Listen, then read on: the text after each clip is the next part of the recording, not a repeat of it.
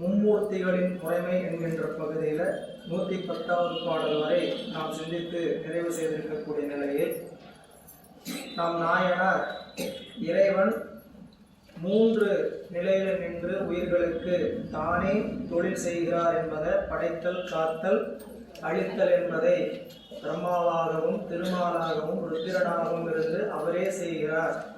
அவரை வேறு வகையில் காண்பது என்பது, அதாவது உலகில் நம்மளுடைய பிரகிருதி மாயை என்று சொல்லக்கூடிய தத்துவத்தில் இருக்கக்கூடிய திருமால், பிரம்மா போன்றவர்களை எல்லாம் அவரோடு ஒத்து எண்ணிவிடக்கூடாது.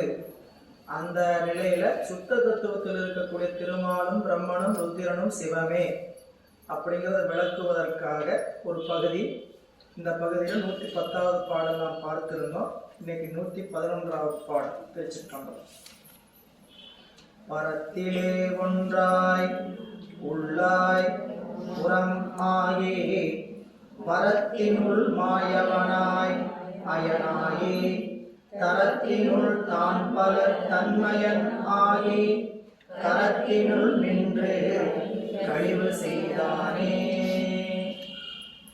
சிவபெருமான் ஒருவனே இப்படி பலவாகவும் இருக்கிறான் என்று சொல்கிறீர்களே, அப்படி அவன் நிற்கின்ற முறைமை என்ன அப்படிங்கிறதுக்கு இந்த பாடல்ல இறைவன் பல்வேறு நிலைப்பட்டு இருப்பதற்கு காரணம் அவன் உயிர்கள் மாட்டு கொண்டிருக்கக்கூடிய கருணையை அன்றி பிரிதில்லை.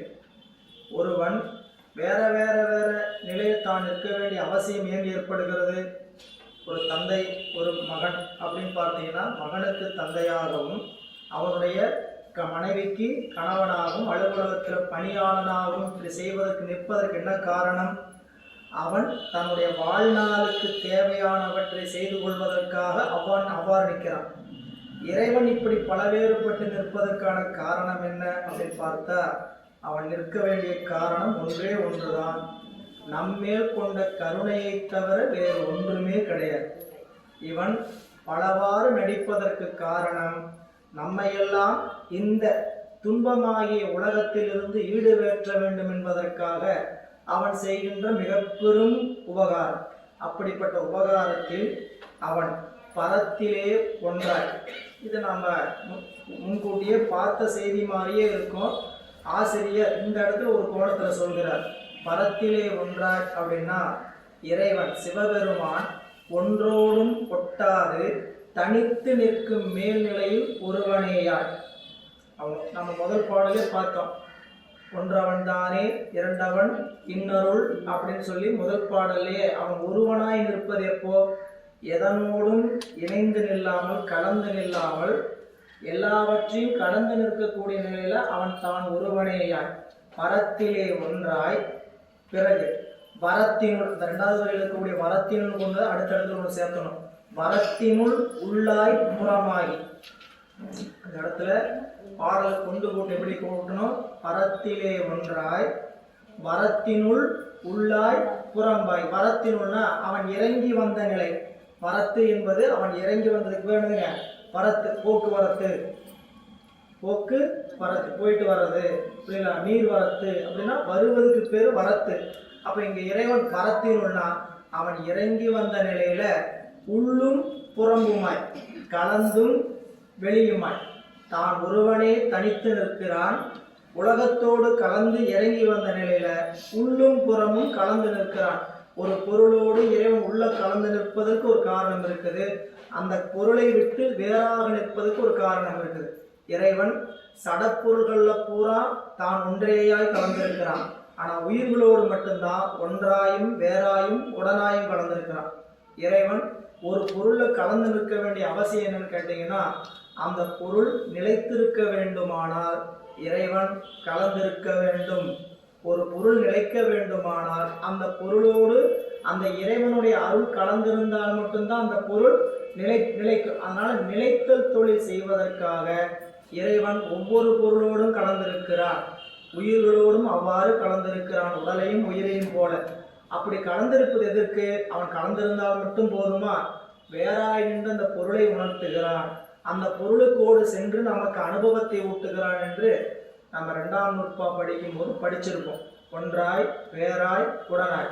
இறைவன் எப்படி நிற்கிறாங்க அப்படின்னு கேட்டா, மற்ற தத்துவ ஞானத்துல சொல்ற மாதிரி இறைவன் ஒன்றா மட்டும்தான் இருக்கிறாரு, வேறா மட்டும்தான் இருக்கிறாரு, உடனா மட்டும்தான் இருக்கிறாரு அப்படின்னு சொல்றது இல்லை. ஒன்றாயும் வேறாயும் உடனாய் 3 நிலையில் அவன் நிற்க வேண்டிய அவசியம். 3 காரணம். ஒன்றாய் நிற்பது உயிர்கள் நிலைப்பதற்காகவும், வேறாய் நிற்பது அறிவிப்பதற்காகவும், உடனாய் நிற்பது அந்த உயிரை அந்த பொருளின் கண் அனுபவத்திற்காக செலுத்துவதற்காகவும். இதுதான் நாம் விளங்கிக் கொள்ள வேண்டியது. 2ஆம் நூற்பார் இறைவன் முதல் அதிகரணத்தில் அவன் ஏன் அப்படி உயிர்களோடு நிற்கிறாங்கிறதுக்கான காரணத்தை இப்படி காட்டுகிறார். எனவே வரத்தினுள் உள்ளாய் புறம்பாகி மாயவனாய் அயனாய் அப்புறம் சொல்றார். பொது நிலையில உள்ளும் புறம் நிற்கக்கூடிய அவன் மால் அயன் என்று சொல்லக்கூடிய முதலிய 9 நிலைகளை உடையவனாகி, முதல்ல தான் முதல் நிலையில் எப்படி இருக்கிறான்? ஒன்றாய் இருக்கிறான். உயிர்களோடு உலகத்தோடு கலப்பதற்கு உள்ளமும் புறமும் கலந்திருக்கிறான். அப்படி அவன் கலந்து நிற்கும் போது அந்த தொழிலை செலுத்துவதற்கு என்ன பண்றான்னு கேட்டீங்கன்னா, மாயவனாய் அயனாகி மால் அயன் முதலிய 9 நிலைகளை உடையவனாகியும். அப்படி நிற்பது எதற்குன்னு கேட்டீங்கன்னா, உயிர்களின் தரத்தினுள் தான் பல தன்மையனாகி. அந்த இடத்துல ஒரு எச்சம் கொண்டு வரணும், ஒரு சொல்லெச்சம். அது உயிர்களின் பொருட்டாக. தரத்தினுள் அப்படின்னா உயிர்களின் பொருட்டாக, தரத்தினுள் உயிர்களின் தகுதி வேறுபாட்டிற்கேற்ப மற்றும் பல்வேறு நிலைகளை உடையனாகியும் அவன் ஒன்றாய் நிற்கிறான், வேறாய் நிற்கிறான், உடனா நிற்கிறான். இதெல்லாம் ஒரு புறம். அது மட்டுமல்ல, மால் அயன் என்று சொல்லக்கூடிய நவந்தரும் வேதங்கள் 9ஆகவும் நிற்கிறான். அப்படி நிற்பது எதற்காக கேட்டா, உயிர்களின் தகுதி வேறுபாட்டிற்கேற்ப அந்தந்த உயிர் கூட்டம் அந்தந்த உயிர் பொருளை அவ்வாறு இருக்கிறான். இப்போ நம்ம நினைக்கிறோம் இந்த 9 வேடம் தான், 3 வேடம் தான் அப்படின்லாம் நினைக்காதீங்க. படைத்தல் காத்தல் பிரம்மா திருமால் அயன் மட்டும்தான் இருக்கிறதா நினைக்காதீங்க. இப்போ நமக்கு இறைவன் ஒரு போகத்தை ஊட்டணும்னா நம்மளோட தந்தையா இருப்பார், நம்மளோட தாயா இருப்பார், நம்மளோட கணவனாக இருப்பார், நம்மளுடைய மனைவியாக இருப்பார். அவர் மனைவியாக இருக்கிறது அவர் அல்ல, அந்த மனைவியினிடத்திலிருந்து அந்த பொருளை நாம் அனுபவப்படுத்துவதற்காக அவர் அங்கே என்ன பண்றாரு? மனைவியாக இருந்து நடிக்கணும், தாயாக இருந்து நடிக்கணும் இல்லைங்களா? அப்ப அவன் உள்ளுக்குள் இருந்து ஆட்டுகின்ற ஆட்டம் தான் உயிர்களுடைய செயலாக்கம். எனவே உயிர்களின் தரத்தினுக்கு தகுதிப்பாட்டுக்கு ஏற்பத்தான் பல தன்மையனாகி கரத்தினுள் நின்று கழிவு செய்தானே. கரத்தினுள் நின்று என்பபோது, கரம் என்பது திருவருளை குறிப்பது. பாடல் எளிமையா இருக்கிற மாதிரி தெரியும், ஆனா ஒவ்வொன்றுக்கும் நுட்பமான. கரம் என்பது அங்க என்ன கேட்டீங்கன்னா கை என்பது நங்கை, யாருங்க? சக்தி. அவனுடைய திருவருள் ஒன்றிலே நின்று உயிர்கட்கு பாசத்தை போக்கி எழுதுகிறான். கடைசி வரி, இறைவன் கரத்தினுள் நின்று கழிவு செய்தானே. இந்த கரத்தினில் கையாகிய தன் நங்கை அம்பிகை என்னதுங்க? அம்பிகையினிடத்திலிருந்து இறைவன் நம்மளுடைய பாசத்தை கழிவு செய்கிறான்.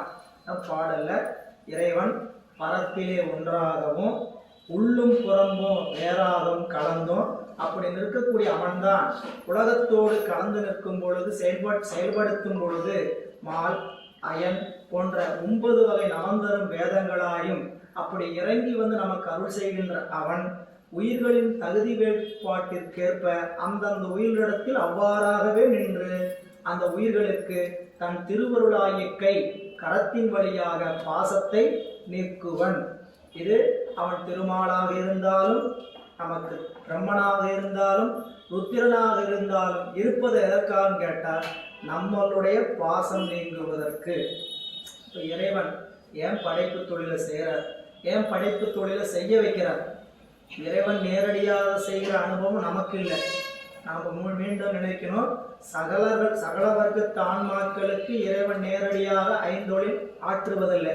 நாமெல்லாம் சகலர், நமக்கு 3 மலம் உண்டு, ஆணவம் கண்மம் மாயை என்று சொல்லக்கூடிய 3 மலமும் உண்டு. நமக்கு இறைவன் நேரடியாக ஐந்தொழில் நிகழ்த்துறது கிடையாது. அவனுடைய ஏவுதல் கர்த்தா என்று சொல்லக்கூடிய பிரகிருதி மாயில் இருக்கக்கூடிய பிரம்மா, அயன், பிரம்மன், திருமால், ருத்திரன் போன்றவர் வழியாக சீகண்ட ருத்திரரை செலுத்தி பிரகிருதி மாயை தொழில்படுத்துவான் இறைவன். நமக்கு இப்போ ஒரு தொழிலை இறைவன் நேரடியா செஞ்சாலும் அவர் தான் செய்யறதா அர்த்தம். அவர் ஒரு தொழிலை ஒரு வழியாக செஞ்சாலும் அவர் செய்யறதா தான் அர்த்தம். அந்த தொழில் ஒரு நிறுவனம் நடக்குது, அந்த நிறுவனம் நடக்கிற இடத்துல ஒரு நிறுவனத்துக்குரிய முதலாளி தனக்குரிய வேலையாட்களை வைத்து அந்த வேலையை ஏவி செஞ்சாலும் அந்த நிறுவனம் யாரால் நடக்குது? அந்த முதலாளியினால தான் நடக்கும். அதனாலதான் நமக்கு 4ஆம் நூற்பால சொல்லும்போது சொல்லுவார், ஒரு நகரியை காப்பான் பாடிகாவல் இட்டாங்கு அவனது ஆக்கினையாகலான். ஒரு நகரத்தை காக்கக்கூடிய அரசன் அந்த நகரத்தை அவனே நேரடியாக காக்க முடியாது. அமைச்சர் வாயிலாகவும் பாடிகாவல் என்று சொல்லக்கூடிய காவலாளிகளை வச்சுன்னா அந்த அரசர் என்ன பண்ணுவாருங்க, அவன் காப்பான். அப்படி காப்பது அவர்கள் தன்னுடைய சுதந்திரத்தினால் காக்க முடியாது. அரசன் எவ்வளி செலுத்துகிறானோ அப்படிதான் சொல்ல முடியும். முதலமைச்சர் அறிவிப்பு போட்டாதான் 3000 ரூபாய் பொங்கல் பரிசுன்னா 3000 பொங்கல் பரிசு வரும், புரியுதுங்களா? அவர் பொது விநியோகத்துறையில் இருக்கிறாருங்கிறதுக்காக அவர் பாட்டில் இந்த 3000 நானே பரிசு அறிவிச்சிட முடிய மாட்டேங்க, அறிவிக்க முடியாது. அவருக்கு வேலை என்ன? அங்கே மேலே அவர் சொன்னார்னா அதை செயல்படுத்துவது அவருடைய தொழிலே தவிர அவரால் நேரடியாக அந்த தொழிலை செய்ய முடியாது. பிரம்மா விஷ்ணு போன்றவர்களால் இல்லைங்களா? அப்போ இந்த பிரம்மா விஷ்ணு போன்றவர்கள் எல்லாம் இந்த தொழிலை செஞ்சாலும் இந்த தொழிலை செய்ய வைப்பது சிவம். நாம் நன்றி கடப்பாட்டோடு இருக்க வேண்டியது யாருக்கு? சிவத்துக்கு. புரியல? இவங்க செய்யறாங்க, இவங்க தானே படைச்சாங்க, இவங்க தானே காத்தாங்க அப்படி இல்லை. ஒரு தாயின் வயிற்றில் நாம் பிறக்கிறோம். தாய் உபகாரமா இருக்கிறார். தாய் மட்டுமா உபகாரமா இருக்கிறார்? தந்தை உபகாரமா இருக்கிறாரு. தந்தை 2 மாதம் உபகாரம், தாய் 10 மாதம் உபகாரம் இருந்து குழந்தை பிறக்குது. இந்த குழந்தை யாருக்கு நன்றி கடப்பாட்டோடு இருக்கணும்? இருவருக்கும் நன்றி கடப்பாட்டோடு இருக்கணும். சரிங்களா? நான் அம்மாட்ட தானே பிறந்தேன், உங்களுக்கு ஏன் நன்றி செலுத்தணும் அந்த குழந்தை சொல்றதா எப்படி இருக்குமோ அதுபோலதான் திருமால் பிரம்மா போன்றவர்களாம் இந்த உலகத்தை படைத்து செலுத்துகிறார்கள்னா அவர்களிடத்துல நாம் நன்றி செலுத்துவதற்கு மூல காரணம் யாருன்னு கேட்டால் சிவம். சிவம் தான் நமக்கு இதை கொடுத்திருக்கிறதுங்கிறத அறிவுக்குள் எட்டணும். எனவே இறைவன் தன் அம்பிகையின் வழியாக நமக்கு என்னத்தை இறைநிற்கிறார்? பாசத்தை கழிவு செய்தானே. தான் ஒரு கூறு சதாசிவன் எம் இறை வான் ஒரு கூறு மறிவையும் அங்கு உளான் கோன் ஒரு கூறு உடலுள் நின்று உயிர்க்கின்ற தான் ஒரு கூறு சலமயன் ஆமே. எம் இறை தான் ஒரு கூறு சதாசிவன். எம் இறை நம்முடைய சிவம், என் கடவுளாகிய சிவபெருமான் தன்னுடைய ஒரு கூற்றில் சதாசிவமூர்த்தியாய் சாந்தி எறித கலை என்கின்ற கலையுள் நின்று. இப்போ சதாசிவம் என்கின்ற தத்துவம் நாதம் விந்து கடந்து சதாசிவங்கிற தத்துவத்தில் இறைவன் தான் ஒரு கூறு சதாசிவன். எம் இறை தான் ஒரு கூறு சதாசிவன். எம் கடவுளாகிய சிவபெருமான் சதாசிவ தத்துவத்துல சாந்தி அதீத கலை என்கின்ற நிலையில நின்று. அப்படின்னு என்னன்னு கேட்டீங்கன்னா, இறைவன் எல்லாவற்றையும் கடந்து நிற்கின்ற அந்த அதீத நிலை. அந்த அதீத நிலை நின்று கொண்டு வானொரு கூறு மருவியும் அங்கு முடான் மற்றொரு கூற்றில் உயிர்க்குயிராய் என்று உணர்த்துவதாகிய லயசிவனாகவும் இருக்கின்றான். இப்போ நீங்கள் பார்த்தீங்கன்னா மேலே சுத்த தத்துவத்தை பார்த்தீங்கன்னா அதெல்லாம் புரியலைன்னா நீங்கள் வச்சுக்கோங்க. சித்தாந்தத்துக்குள்ளே போகும்போது இந்த லயம் போகம் அதிகாரம்லாம் என்னன்னு சொல்லப்படும். படித்தவங்களுக்கு நிச்சயமாக விளங்கும். லயம் போகம் அதிகாரம் என்று சொல்லக்கூடிய சுத்த தத்துவம் என்று சொல்லக்கூடிய பகுதியில் நாதம் விந்துல இறைவன் லயமாக இருக்கிறார். சதாசிவ திருமேனியில போகமாக இருக்கிறான். அதிகாரத்தை செலுத்துகின்ற திருமேனியாக மகேஸ்வரன் சுத்த வித்தையாக இருக்கிறார். நீங்க 5 தத்துவத்தை 3ஆ பிரிச்சு அங்க சொல்லும்போது எப்படி சொல்லுவாங்க? லயம் போகம் அதிகாரம். ரொம்ப கஷ்டமான வார்த்தையெல்லாம் கிடையாது. நம்மளுக்கு என்ன புரியாத புதுசா சொல்றாங்கன்னு நினைப்போம். லயம் என்பது இறைவனுடைய அருளை அந்த உயிர்கள் அந்த இறைவனோடே கலந்து அனுபவிப்பது. புரியல? இறைவன் அது என்னென்ன வடிவம் நமக்கு தாங்குகிறார்? அருவம், அருவுருவம், உருவம். இந்த 3 வடிவமும் நமக்கு என்ன உணர்த்துதுன்னு சிந்திச்சு பார்த்தீங்கன்னா, அருவம்ங்கிற வடிவம் இறைவனுடைய அது லயம் போகம் அதிகாரம் என்று சொல்லக்கூடிய லயத்தன்மையும் போகத்தன்மையும் அதிகாரத்தன்மையும் உணர்த்துது. நீங்க அந்த வடிவத்தை பார்த்தீங்கன்னாவே புரிஞ்சுக்கலாம். இறைவனுடைய வடிவம் அது அதிகார வடிவம். மகேஸ்வரன் சுத்த வித்தை அதிகார வடிவம். அந்த அதிகார மகேஸ்வர மூர்த்தங்கள்லாம் எது? இறைவன் அதிகாரம் என்றால் நம்மை அதிர்ப்பித்து செலுத்துகின்ற தத்துவம், அதிர்ப்பித்து செலுத்துகின்ற தெய்வங்களாம் என்ன? இப்ப நீங்க சிவலிங்க திருமேனி பாக்குறீங்க, அதுல ஏதாவது நம்மளை அதிர்ப்பித்து செலுத்துற மாதிரி வடிவம் தெரியுதா? தெரியாது. சிவலிங்க திருமேனி பார்த்தா அந்த வடிவம் என்ன நமக்கு உணர்த்துதுன்னு கேட்டீங்கன்னா, இறைவன் நமக்கு போகத்தை ஊட்டுகிறவனாக அந்த பகுதியில் இருக்கிறார். சிவமும் சக்தியுமாக. சிவலிங்கம் என்பது என்ன? சிவமும் சக்தியும் சேர்ந்திருப்பதற்கான குறியீடு. சிவலிங்கம் என்னதுங்க? சிவலிங்கம் சக்தியும் சேர்ந்திருப்பதற்கான குறியீடு. இதை நீங்க முத அதைத்தான் நம்ம அறிவுக்குள்ள வச்சுக்கணும்.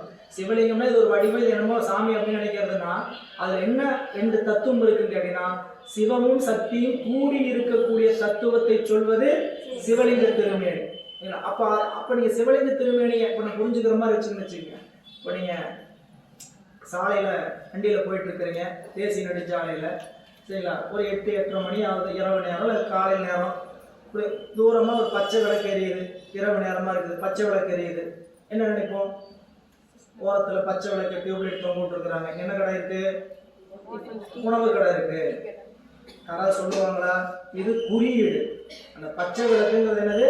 குறியீடு. புரியல? பகல் நேரமா இருந்தா ஒருத்தர் பச்சை கொடியாக அப்படி அப்படின்னு ரோட்ல ஆட்டிட்டு இருப்பார். உள்ள பாட்டு பெட்ரோல் பங்கு ஆட்டுறாங்களா? அப்படி ஆட்டுறது இல்லை. உணவு கடையில் அப்ப நம்மளுக்கு என்ன தெரியுது? உணவு கூடம் எங்க இருக்குதுங்கிறத ஒரு குறியீடா அதை காட்டுது. சரிங்களா? இப்போ அப்படி ஒவ்வொரு பொருளுக்கும் ஒரு குறியீடு உலகத்துல நம்மளுக்கு உணர்த்துவதற்காக குறியீடு வச்சிருக்கிறாங்க. ஆவின் பாலுக்கு ஒரு சிம்பல். சரிங்களா? அப்போ ஒவ்வொரு இன்னைக்கு நீங்க இதுல அலைபேசியில் போனோம்னா இது ஒரு விளையாட்டாகவே இருக்குது. புரியுங்களா? குறியீடை காட்டுவாங்க. குழந்தைங்க என்ன பண்ணணும்? அந்த குறியீடை வச்சு ஜொமாட்டா, இது பூமராங் அப்படி அந்த குறியீடை வச்சு சொல்லணும். அப்ப அந்த குறியீடு சிவலிங்கம் என்பது என்னன்னு கேட்டீங்கன்னா, சிவபெருமானுடைய அருளை காட்டுகின்ற ஒரு குறியீடு. நீல் நாகம். சிவலிங்கம் என்பது சாக்கிய நாயனார் புராணத்தில் சொல்லும்போது சொல்லுவார், சிவலிங்க திருமேனி என்னன்னு கேட்டீங்கன்னா, காணாத அறிவினுக்கும் காணுகின்ற உருவினுக்கும் குறியாய் நின்ற லிங்கம். சிவபெருமான் காணாத அருவும் காணுகின்ற உருவமா இருக்கக்கூடிய ரெண்டுக்கு இடைப்பட்ட ஜங்ஷன் இது சிவலிங்க திருமேனி. அந்த சிவலிங்க திருமேனில குறியீடு நமக்கு என்ன சொல்லுதுன்னா, சிவமும் சக்தியும் இணைந்திருக்கக்கூடியது. அப்படி இணைந்திருந்து நமக்கு என்ன கொடுக்கிறான்னு கேட்டீங்கன்னா, போகத்தை ஊட்டுவார். சிவலிங்க திருமேனி வழிபாடு செய்யறவங்களுக்கெல்லாம் போகம் கொடுக்கக்கூடியது சிவலிங்க திருமேனி. அதுவே உருவ திருமேனி பார்த்தீங்கன்னா, மான் மழுவு ஆடுகின்ற தொழில், புலியாட, தட்சிணாமூர்த்தி கோலமாக இப்படிலாம் பல கோலம் நாம் பல கோணங்கள் பார்ப்போம். அப்ப இறைவன் யோக வடிவமாக இருக்கிறார், போக வடிவமாக இருக்கிறார், வேக வடிவமாக இருக்கிறார். யோக வடிவமாக இருக்கக்கூடிய நிலை தட்சிணாமூர்த்தி. அவர் முத்திரை காமிச்சு தட்சிணாமூர்த்தி யோக வடிவம். அது என்னது? லயம். போக வடிவம் என்பது என்ன கேட்டீங்கன்னா, இறைவன் அம்மையப்பராக சேர்ந்து இருக்கக்கூடிய நிலை போக வடிவம் சிவலிங்க திருமேனி. வேக வடிவம்னா வீரபத்திரர், நமக்கு பைரவர், இதெல்லாம் என்ன வடிவம்? வேக வடிவம். இது எல்லாமே அவர் கொண்ட வடிவம் எதுக்குன்னு கேட்டா, நம்மை நெறிப்படுத்துவதற்காக. இப்ப வேக வடிவம் கொண்டா மட்டும் போதாதா? நெறிப்படுத்த முடியாதா? அறிவை தொழில்படுத்தணும்னா நம்மளை ஒரு எப்பயுமே ஒரு முயற்சியோடு நிறுத்தணும்னா இறைவன் வேக வடிவத்தோடு இருக்கணும். போகம்னா நாம் ஒருத்தர் புணர்ந்து கொள்ளணும்னா உயிர்களோடு அந்த புணர்ச்சிக்கு தேவை போக. அவன் போகமா இருக்கணும். அவன் போகத்தில் நின்னாதான் நம்மளால போகமா இருக்க முடியும். அவன் சாமி ஏன் பெண்ணில் நல்லாளுடன் பெருந்தகையா இருக்கணும் அவசியம் கேட்டீங்கன்னா, நாம் ஒரு பொருளை அனுபவத்துக்கு கொடுக்கணும் செய்யணும்னா அனுபவிப்பதற்கு இறைவன் போக வடிவில் இருக்கணும். சரி, இதையெல்லாம் கடந்து நான் என்னுடைய அறிவு மற்றவற்றில் எதிலையும் கலக்காம நான் யோகத்தில் நிற்கணும், என்னுடைய அறிவு இறைவனை தவிர வேற எதையும் நினைக்க கூடாதுன்னா அதற்கான ஒரு வடிவம் லயம். லயம் என்பது இறைவனோடு கலந்திருந்து அந்த யோகத்தில் கூடுவதற்கான வடிவம் லயம். அதுங்க இறைவன் எம் இறை தான் ஒரு கூறு சதாசிவம் கடந்து நிற்கிற நிலையில் லயமாகவும் வானொரு கூறும் அறிவியும் அங்குள்ளான். அதனையே தன்னிடமாக கொண்டிருக்கின்ற மற்றொரு கூற்றுல உயிருக்கு உயிராயின் உணர்த்துவதாய லயசிவனாயும் இருக்கின்றான். பிரிதொரு கூற்றில் பாசங்களில் வழிநடத்தும் மறைப்பாற்றலாயும் உள்ளான். வேறொரு கூற்றில் பாசத்தை நீக்கி தன்னை தரும் அருளாற்றலாயும் இருப்பான். நம்ம 4 வரி என்னன்னு கேட்டீங்கன்னா, எல்லாவற்றையும் கடந்து நிற்கக்கூடிய சாந்தி அதீதகளை என்று சொல்லக்கூடியது முதல் வரி. எம்மிறை தான் ஒரு கூறு சதாசிவன். அப்படிப்பட்ட எம்மிறை உயிர்களோடு கலந்திருந்து வானொரு கூறு என்பது உயிர்களோடு கலந்திருந்து மறுவியும் அங்குள்ள. அப்ப அதற்கு உயிருக்கு உயிராய் நின்று உணர்த்துவதற்கு. 3வது கோணொரு கூறு உடல் நின்று உயிர்க்கின்ற. கோணொரு கூறு உடல் நின்று உயிர்க்கின்ற என்பது பிரிதொரு கூற்றுல நம்மளை பாசங்களின் வழி நடத்தி தான் ஒரு கூறு சலமயன். சலமயன் என்பது தன்னியன், இறைவன் குளிர்ந்தவன். எனவே நம் தலைவராகிய இறைவன் பரமசிவன் ஞானசக்தி ஒரு கூறு சேர்ந்து சிவனாக உள்ளான். ஆகாயத்தை ஒரு கூறாக மறைவி பரகாயத்துள்ளான். உடலுள் நின்று உயிர்க்கின்ற பிராணனாகவும் உள்ளான். தனதொரு கூறு அப்புமயமாகவும் உள்ளான்.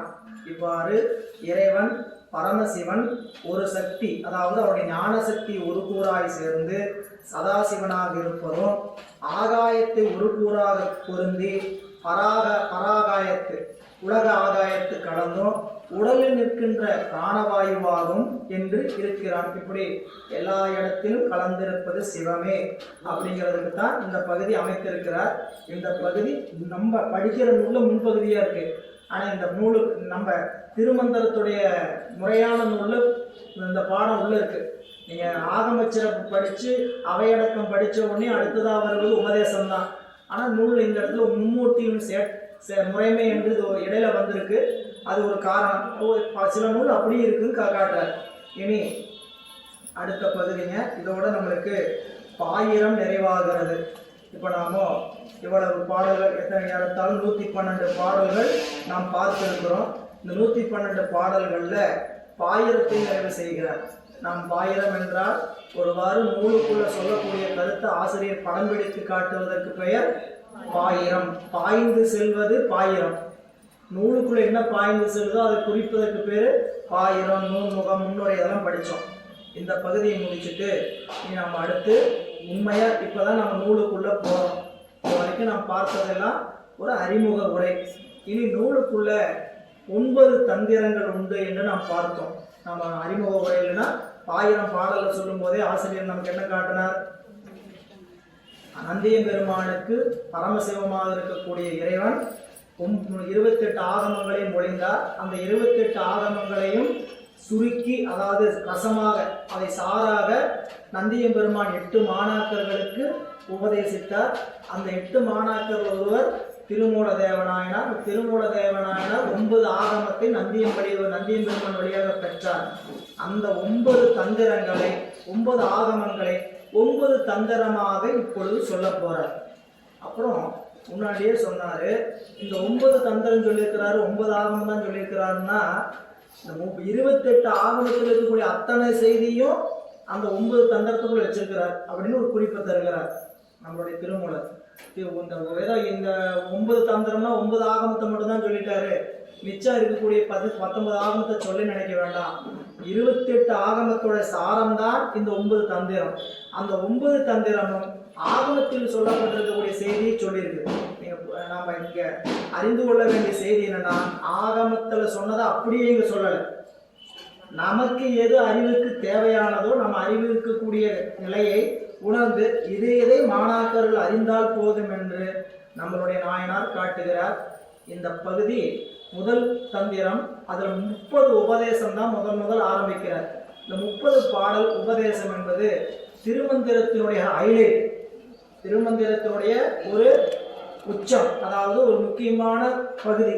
ஏன்னு கேட்டா, மூலன் உரை செய்த 300 மந்திரம், மூலம் உரை செய்த 3000 மந்திரம், மூலம் உரை செய்த 30 உபதேசம், மூலம் செய்த 3 ஒன்றாம் 3000 பாட்டு பாடியிருக்கிறார்.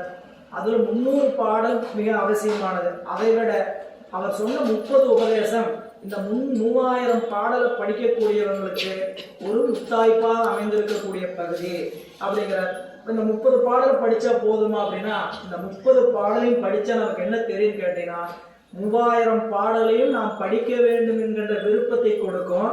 3000 பாடலுக்குள்ள இருக்கக்கூடிய செய்தியை தொட்டு காட்டியிருக்கிறார். அவ்வளவுதான்.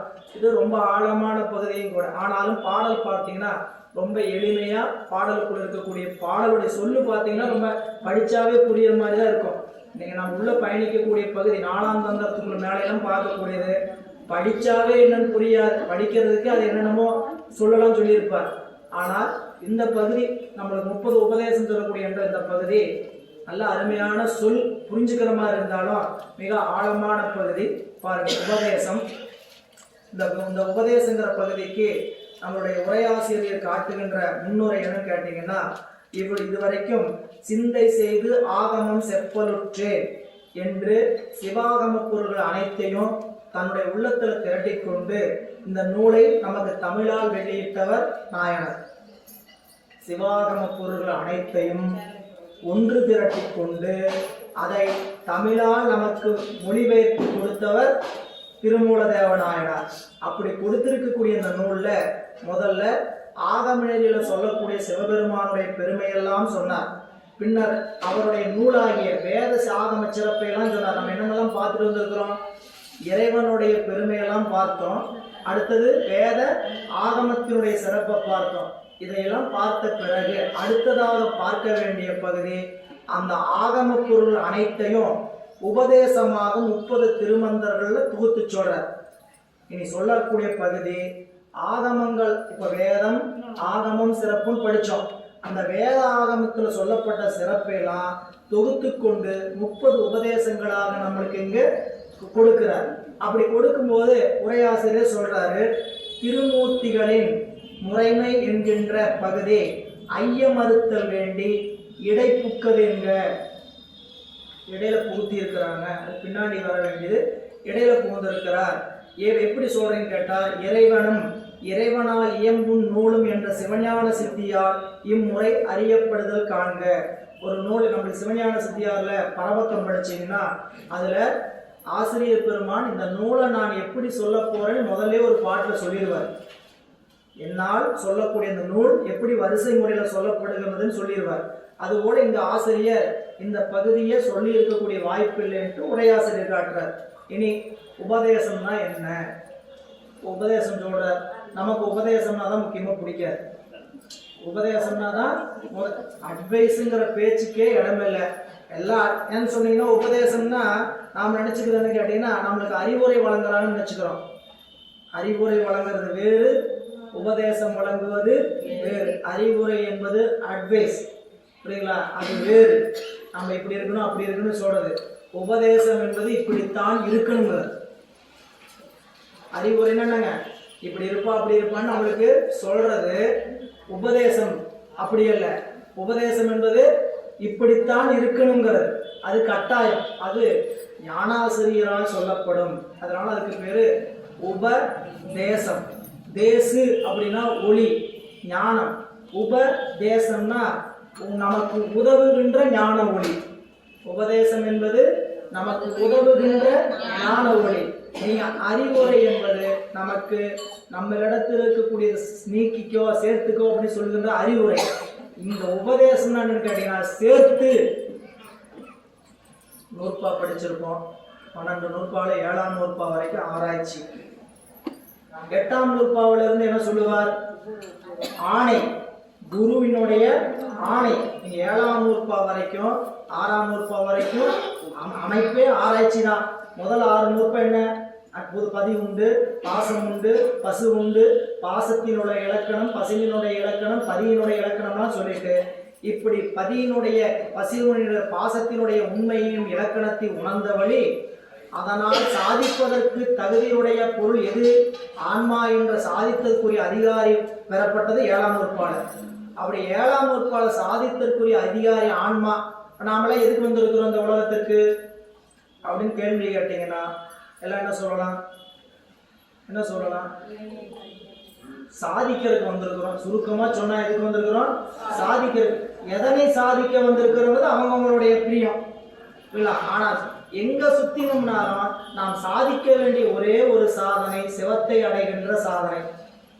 நம்ம செய்ய வேண்டிய சாதனை என்னன்னு கேட்டீங்கன்னா சிவத்தை அடைய வேண்டிய சாதனை. மற்ற சாதனை எல்லாம் உடலுக்கான சாதனை, அது ஒளியும். உடம்புக்காக செய்யற சாதனைனா ஒளியுமா ஒளியாத? ஒவ்வொரு நாளும் நாம் உடம்புக்காக செய்து கொண்டேதான் இருக்கிறோம். ஆனால் உடம்புக்கு செய்கின்ற சாதனை எல்லாம் ஒரு நாள்ல ஒழியும். உயிருக்கான சாதனை தான் ஒரு பிறப்புல நாம் செய்து முடிக்க வேண்டிய மிக இன்றியமையாத கடமை. அதனாலதான் இந்த உலகத்துல ஆற்ற வேண்டிய தொழில் ஒன்று இருக்கும்னா, தேனடைந்த மலர்பொழில் தில்லையுள் மானடம் செய் வரதர் பொற்றாள் தொழ. நாம் செய்ய வேண்டிய சாதனை என்னன்னு கேட்டீங்கன்னா, ஊனடைந்த உடம்பின் பிறவியே தேனடைந்த மலர்பொழில் தில்லையுள் மானடம் செய் வரதர் பொற்றாள் தொழ. இறைவனுடைய திருவடியை சென்று சேர்வதான். வள்ளுவர் ரொம்ப எளிமையா சொன்னார், கற்றதனால் ஆய பயன் ஏன், கற்றதனால் ஆய பயன் ஏன், வாளறிவன் நற்றாள் தொழாதே.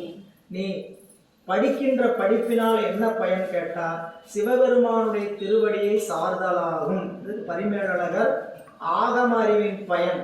கற்றதனால் ஆய பயன்னா உலகத்தில் சொன்ன கல்வியை பத்தி சொல்லல.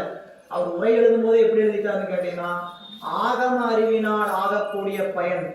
ஆகமம்னு சொல்றீங்களே, அது எங்கேயா இருக்குன்னு கேட்பீங்க. ஆகமம் என்றால் சிவனை அடைவதற்கு நெறிகாட்டுகின்ற அத்தனை நூல்களும் ஆகமம் தான். நீங்க ஆகமம்னா ஏதோ நமக்கு தெரியாத வேற ஒரு மொழியில் இருக்குது, அவங்க ஏதோ மொழியில சொல்லிட்டு இருக்கிறான்னு நினைக்கூடாது. 12 திருமுறையும் 14 சாத்திரமும் அருளாளர்கள் அதிப்பித்து இறைவன் சொன்ன அத்தனை நூலுமே ஆகமம் தான். அந்த நூல்கள் நமக்கு காட்டுகின்ற நெறியில உபதேசம் சொல்லிட்டு போயிருக்கிறாங்க. அது 8ஆம் நூற்பால இருந்து குருநாதர் வந்தார். என்னைய சொன்னார் அப்படின்னு கேட்டா, இத்தனை நாளா நீ ஐம்புல வேடர்கள் வசத்துல அகப்பட்டு துன்பப்பட்டுட்டப்பா, விற்று முதல் உபதேசம். 8ஆம் நூற்பால உபதேசம் என்ன? 5 புலன்களினால் படுகின்ற துன்பத்தை இனிமேல் என்ன பண்ண, விடு. ரெண்டாவது விடணும்னா 5 எழுத்தை சாதி, 5 எழுத்தை சொல். எப்படி சொல்லணும் அப்படின்னு 9ஆம் நூற்பால். அப்படி 9ஆம் நூற்பால 5 எழுத்தை சொல்லுன்னு ஆணை கொடுத்து அதற்கு சொன்னவர் 10ஆம் நூற்பால. அப்படி 5 எழுத்து சாதனையினால் நிற்கக்கூடியவனுடைய அறிவு எப்படி இருக்க வேண்டும் என்று கேட்டால் 10ஆம் நூற்பால். அப்படி நின்னேன்னா உனக்கு என்ன பயன் விளையும்? 11ஆம் நூற்பால். உங்களுக்கு அந்த நூல்ல எப்படி வழி கூட்டிட்டு போறான்னு கேட்டீங்கன்னா, அறிவு இறைவனோடு ஒன்றுபட்டு நிற்க வேண்டுமானால் பாசங்களை களையணும். பாசங்களை களையணும்னா சாதனையில் நிற்கணும். சாதனை என்பது குருநாதர் வழிதான் வரும். அது உபதேசம். உபதேசம் என்றால் என்னன்னு கேட்டா, குருநாதன் இதனை செய்க, இதனை விடுக அப்படின்னு சொல்லுவார்.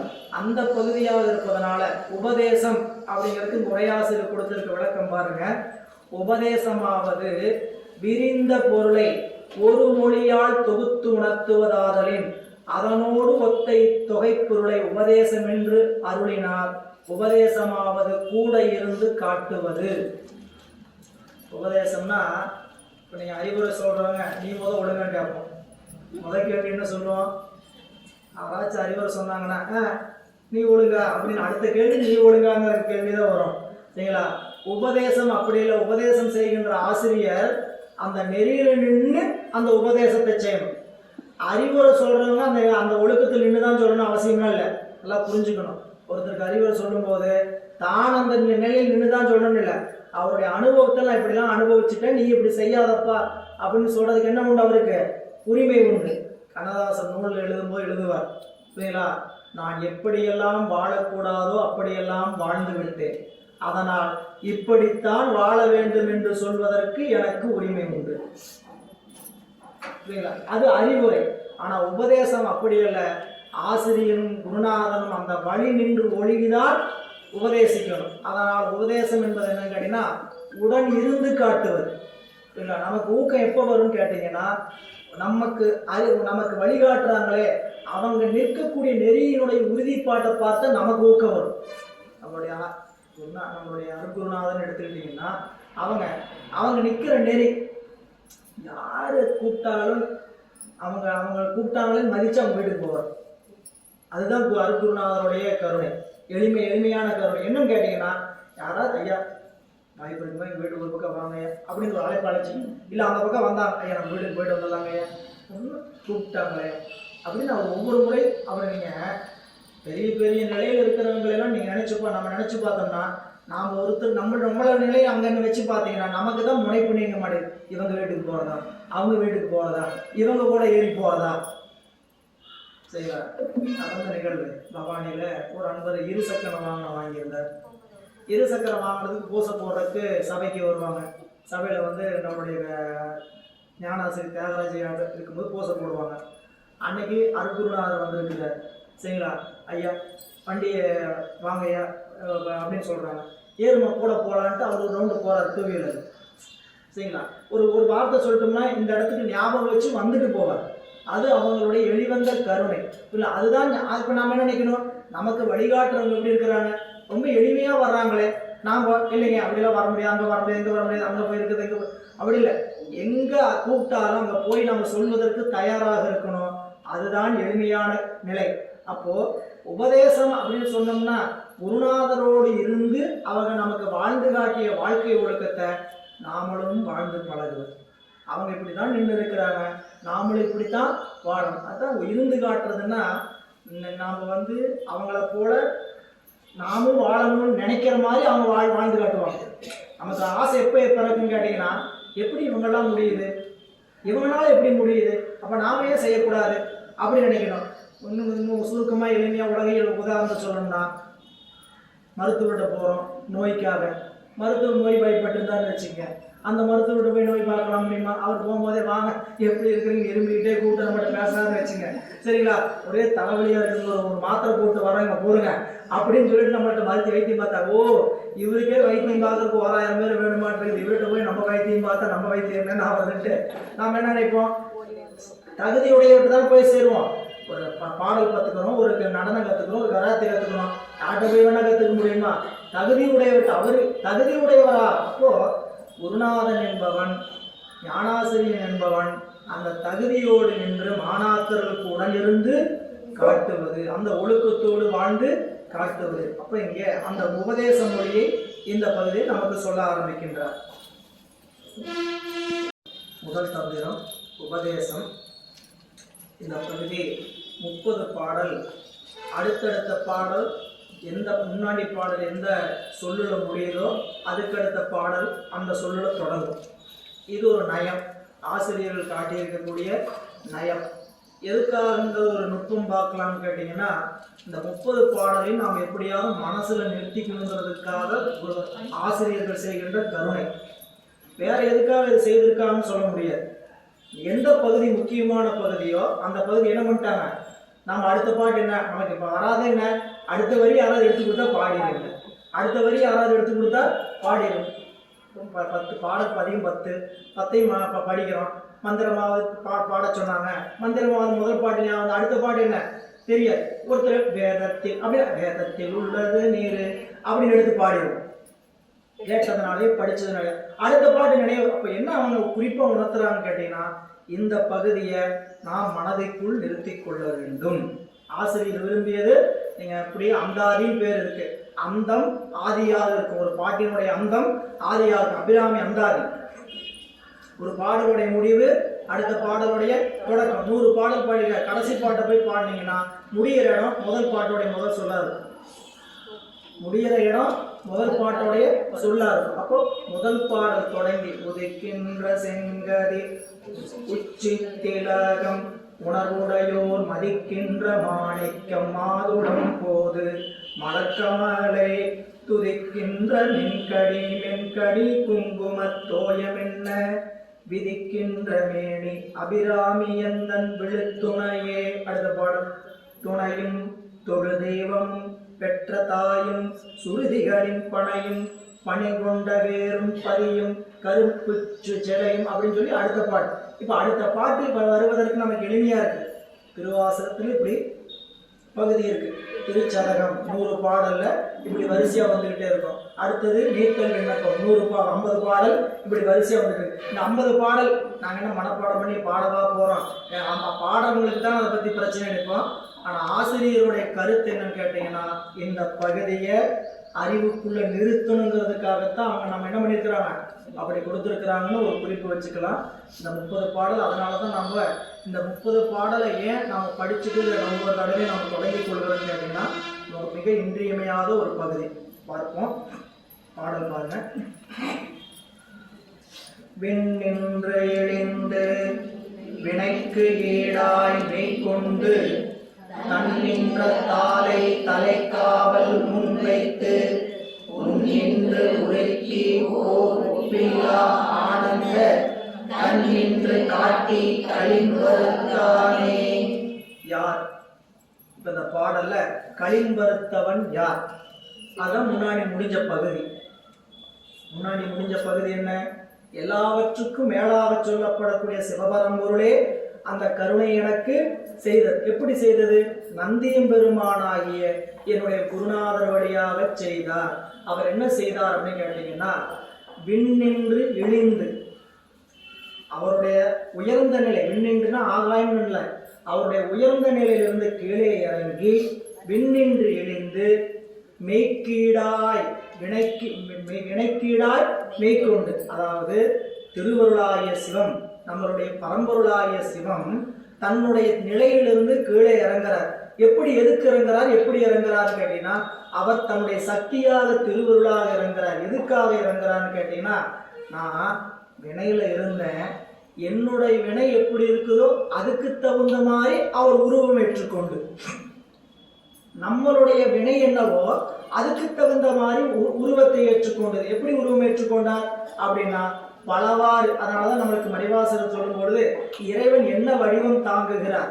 நீங்க நம்ம வடிவம்னா 3 சொல்லிட்டு போயிடலாம். உருவம், அருவம், அருவுருவம், இது 3 சொல்லுவோம். ஆனா மணிவாசகர் சொன்னார், ஏருடை ஈசன் இப்புவனியை உய்ய கூருடை மங்கையும் தானுமாக எழுந்தருளி வேறு வேறு உருவம் வேறு வேறு இயற்கையும் 100,000 இயல்பினதாகி.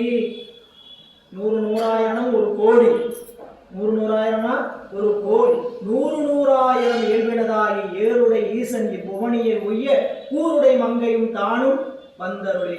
நமக்கு சிவம் எப்படி வருகிறது அப்படின்னு பார்த்தீங்கன்னா, நமக்கு எந்த இடத்துல எப்படி ஆட்கொள்ள வேணுமோ அந்த வடிவில் வருவார். நீங்க ஆட்கொள்வதற்கு மாதிரி மட்டும்தான் சாமி இப்படி வரான்னு நினைக்க கூடாது. இறைவன் நம்ம இந்த நன்னெறி செலுத்துறதுக்காகத்தான் அவர் குருநாதரா வருவார், ஞானாசிரியரா வருவார் அப்படின்னு நினைக்க கூடாது. நல்லா ஒரு அழகிய தோற்றத்தோட, இன்னைக்கு சொல்லணும்னா நல்லா கோட்டு சூட்டு போட்டு கூட எங்கேயாவது நிற்பார். எதுக்கு நிற்கணும்னு கேட்டீங்கன்னா, அந்த இடத்துல நமக்கு ஒரு உதவுவதற்காக இறைவன் வந்திருப்பார். நமக்கு வந்தது சிவம் என்று தெரியாது, சரிங்களா? அங்க ஒரு உதவி செஞ்சிருப்பாரு, சரிங்களா? ஒரு ஆபத்திலிருந்து காப்பாத்தி இருப்பாரு, ஒரு லிஃப்ட் கொடுத்துருப்பாரு, நமக்கு தெரியுமா? நம்ம கையை நீட்டணும், நிறுத்தினாங்க, ஏறி போனோம். யாருக்கு வந்தாங்க? சிவம் தான் வந்ததுங்கிற துணிவு நமக்கு வராது. அதுவும் ஒரு மனுஷன் வந்தாயா கை காட்டி என்னை நான் ஏற்றி கை காட்டினா ஏற்றிட்டு போனான்னு நினைப்போம். ஆனால் சிவமல்லாத நமக்கு உதவியை செய்வதற்கு வேறு எவரும் இல்லை. அந்த உயிர் இடத்துல சிவம் தான் செய்கிறது அனுபவம் வந்துருச்சுன்னா அங்குங்கனாதபடி எங்கும் சிவம் கலந்திருக்கிறது. அதனால இந்த பாடல்ல விண்ணின்று இழிந்தவன் சிவன் தன்னிலையிலிருந்து கீழே இறங்கினார். எதுக்காக இறங்கினான்னு கேட்டா, நம்மளுடைய வினைக்கு ஈடாய் மெய்கொண்டு, நம்மளுடைய வினைக்கு ஈடாய் அவர் மெய்கொண்டார். நல்லா கவனிக்கணும். வினைக்கு ஈடாய் நம்மளுக்கு உடம்பு கொடுத்தான்னு பொருள் இல்லை. சிவம் தன்னுடைய நிலையிலிருந்து கீழே இறங்கினார். எதுக்கு இறங்கினான்னு கேட்டா, நம்முடைய வினை எந்த மாதிரி இருக்குதோ அந்த மாதிரி வினைக்கீடாய் மெய்கொண்டு அவர் அப்படி உரு கொண்டாராம். இப்ப நம்ம புரிஞ்சுக்கணும்னா, நமக்கு வாழ்க்கை துணை நலம் வாய்த்திருக்கிறது மனைவி, நமக்கு வாழ்க்கை வாய்த்திருக்கிறது கணவன், சரிங்களா? இதெல்லாம் எப்படியா வாய்ச்சிருக்குதுன்னு கேட்டா, வினைக்கு தகுந்த மாதிரி கொடுத்துருக்காரு, ஜாடிக்கேத்த மூடி, சரிங்களா? இது கத்திக்கிட்டே இருக்கும், இது கத்திக்கிட்டே இருக்கிறது தகுந்த மாதிரி அது என்ன பண்ணணும், கத்திக்கிட்டே இருக்கிற மாதிரி ஒரு ஜோடியா இருக்கும். இது வாயே பேசாது, இல்ல அது வாய் பேசும். அப்படி 2 பேரும் எப்படி பொருத்தி இருப்பான்னு கேட்டீங்கன்னா, வினை கழிவதற்காகத்தான். நம்ம பக்கத்துல பாத்தீங்கன்னா என்ன நினைக்கணும் நமக்கு கூட இருக்கிறவங்கள அப்படின்னா, வேண புரியுங்களா? இதுதான் வேற நம்ம நினைச்சே பார்க்க முடியாது. ஏன் இப்படி பொருத்தி இருக்கிறாரு இறைவன் அப்படின்னு கேட்டா, நம்முடைய வினை கழிவதற்கான அனுபவத்தை கொடுப்பதற்காக. அதுல வாழ்ந்து என்ன சொன்னாலும் இது இப்படித்தான் திருந்தாது, நாம என்ன பண்ணலாம், வாயை வச்சுட்டு அமைதியா இருக்கலாம். அவர் என்ன பண்ணுவாரு, இவங்க சொல்லி மட்டும் மாத்திரவா முடியும், என்ன சொன்னாலும் இப்படிதான் கேட்கும், அதெல்லாம் என்ன பண்ணலாம், கேட்கறத செஞ்சு விட்டு போவோம். ஒரு காலம் வரைக்கும் புரிதல் இல்லாம என்ன ஆகிட்டே இருக்குன்னு கேட்டீங்கன்னா, சண்டை வந்துகிட்டே இருக்கும். ஒரு புரிதல் ஏற்படுகின்ற காலத்துல என்ன ஆகும் நினைச்சீங்கன்னா இது இப்படித்தான்ங்கிற அனுபவ பக்கம் வரும். அந்த அனுபவம் என்னன்னு கேட்டீங்கன்னா இருவினை ஒப்பு நிகழ ஆரம்பிச்சு அர்த்தம். முதல்ல வினையை பெருக்குவதாக இருந்தது, அடுத்து என்ன ஆகும், இருவினை ஒப்பு ஏற்படும். நீங்க சில குடும்பங்கள்ல எல்லாம் நீங்க பார்த்திருக்க வாய்ப்பு இல்லை. பார்க்கின்ற கணவன் மனைவிக்குள்ள பேச்சு எப்படின்னு கேட்டீங்கன்னா சிவம் வருது சிவம் போகுதுன்னு தான் சொல்லுவாங்க. சரிங்களா? அது வந்துச்சு அது போச்சுன்னு தான் சொல்லுவாங்க. என் கணவன் வந்தார், என் மனைவி பார்த்தேன் அப்படிலாம் பேசுறது வழக்கம் இல்லை. என்ன சொல்ல ஆரம்பிச்சிட்டாங்க, சிவம் வருகிறது சிவம் போகிறது. சாப்பிடுற பொருளோட சிவம் தான். சரிங்களா? சிவம் தான் கொடுக்குது. அப்ப என்னன்னு கேட்டீங்கன்னா இது அது நீங்க ஒரு பாசாங்கு நடிப்பு நினைச்சு கூடாது, நடிப்புன்னு கூட வச்சுங்க. அந்த நடிப்பு ஒரு நாளைக்கு உண்மையாயிடும். நீங்க நடிச்சு என்ன ஆயிரும் கேட்டீங்கன்னா ஒரு நாளைக்கு அதுவே உண்மையாயிரும். புரிஞ்சுக்கிறதுக்காக சொன்னா நம்மகிட்ட ஒரு அன்பர் பேச பழகுறாங்க, புரியுங்களா? அவங்க எப்ப பார்த்தாலும் நம்ம கிட்ட பேசணும் சிவ சிவா சிவ சிவான்னு சொல்றான்னு வச்சுக்கோங்க. நீங்க அவங்க கிட்ட பேசும்போது பேச ஆரம்பிக்கும் போது எப்படி பேசியிருப்பீங்க, வாங்க போங்க அளவு ஏதோ ஒன்று பேசிட்டு இப்போ அப்படி நம்ம வழக்கத்தை விட்டு கொடுக்காம என்ன பண்ணுவோம், நம்ம அப்படியே பேசிட்டு இருப்போம். ஒரு குறிப்பிட்ட காலத்துல என்ன ஆயிருன்னு கேட்டீங்கன்னா இவங்ககிட்ட பேசினா அவங்க சிவசிவான்னு சொல்லுவாங்க, நாமளும் என்ன சொல்லணும் பேசாம சிவசிவான்னு சொல்லணும், பேசாம திருப்பி சிவசிவான்னு தான் சொல்லுவோம். இப்ப என்ன மாத்தி இருக்குது அப்படின்னு கேட்டீங்கன்னா நம் அறிவு உருப்படாத நிலையிலிருந்து ஒரு உருப்படாத நிலை, அறிவு ஒருப்படாத நிலையிலிருந்து ஒருப்பட்ட நிலைக்கு மாறுகிறது. சிவம் நமக்காக அப்படி வராது.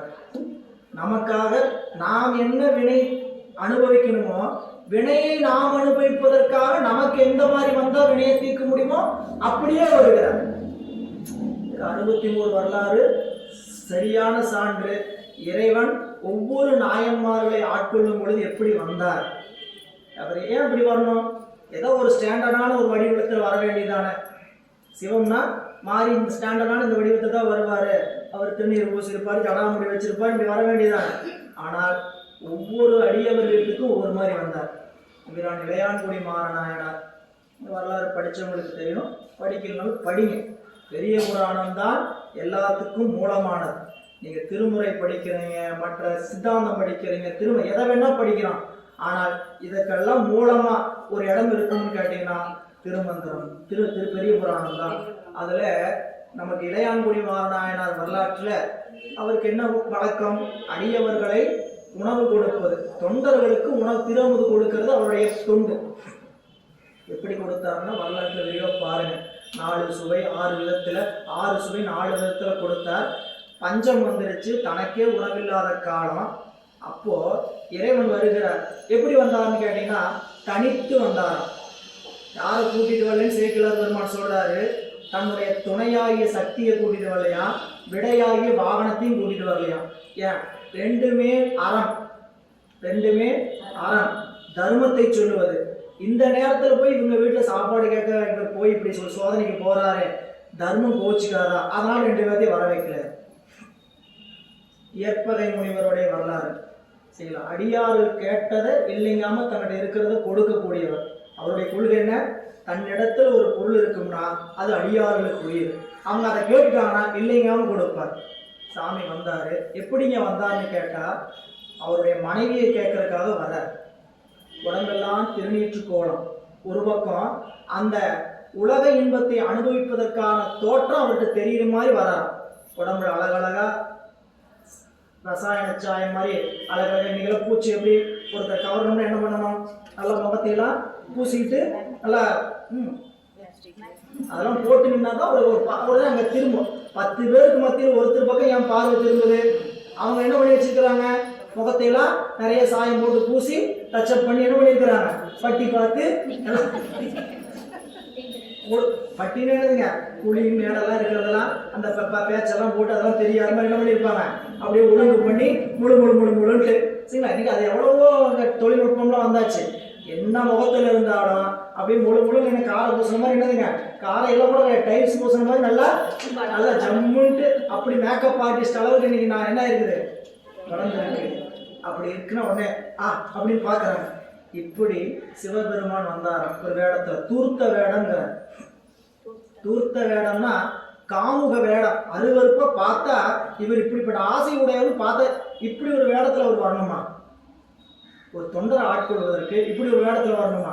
அவர் ஆட்கொள்ளணும், அவருடைய தொண்டை உலகத்துக்கு காட்டணும், அவ்வளவுதானே வேலை. வந்து எப்படி வேணா காட்டலாம். ஆனால் எப்படி வந்து கேட்டா, இப்ப நீங்க ஒரு வீட்டுக்கு முன்னாடி பிச்சைக்காரன் வந்து நிக்கிறான், சரிங்களா? அம்மா தாயை பிச்சை போடுங்கிறான். எப்படி இருக்கிறவங்க பிச்சை போடுவீங்க? பார்க்கும்போதே சொல்ல நல்லா தானே இருக்குது, காடு வெயிலாம், நல்ல வேஷ்டி பழப்பெல்லாம் கட்டியிருக்கிறாரு, அங்கவஸ்திரம் பட்டு துண்டு போட்டிருக்கிறாரு, சரிங்களா?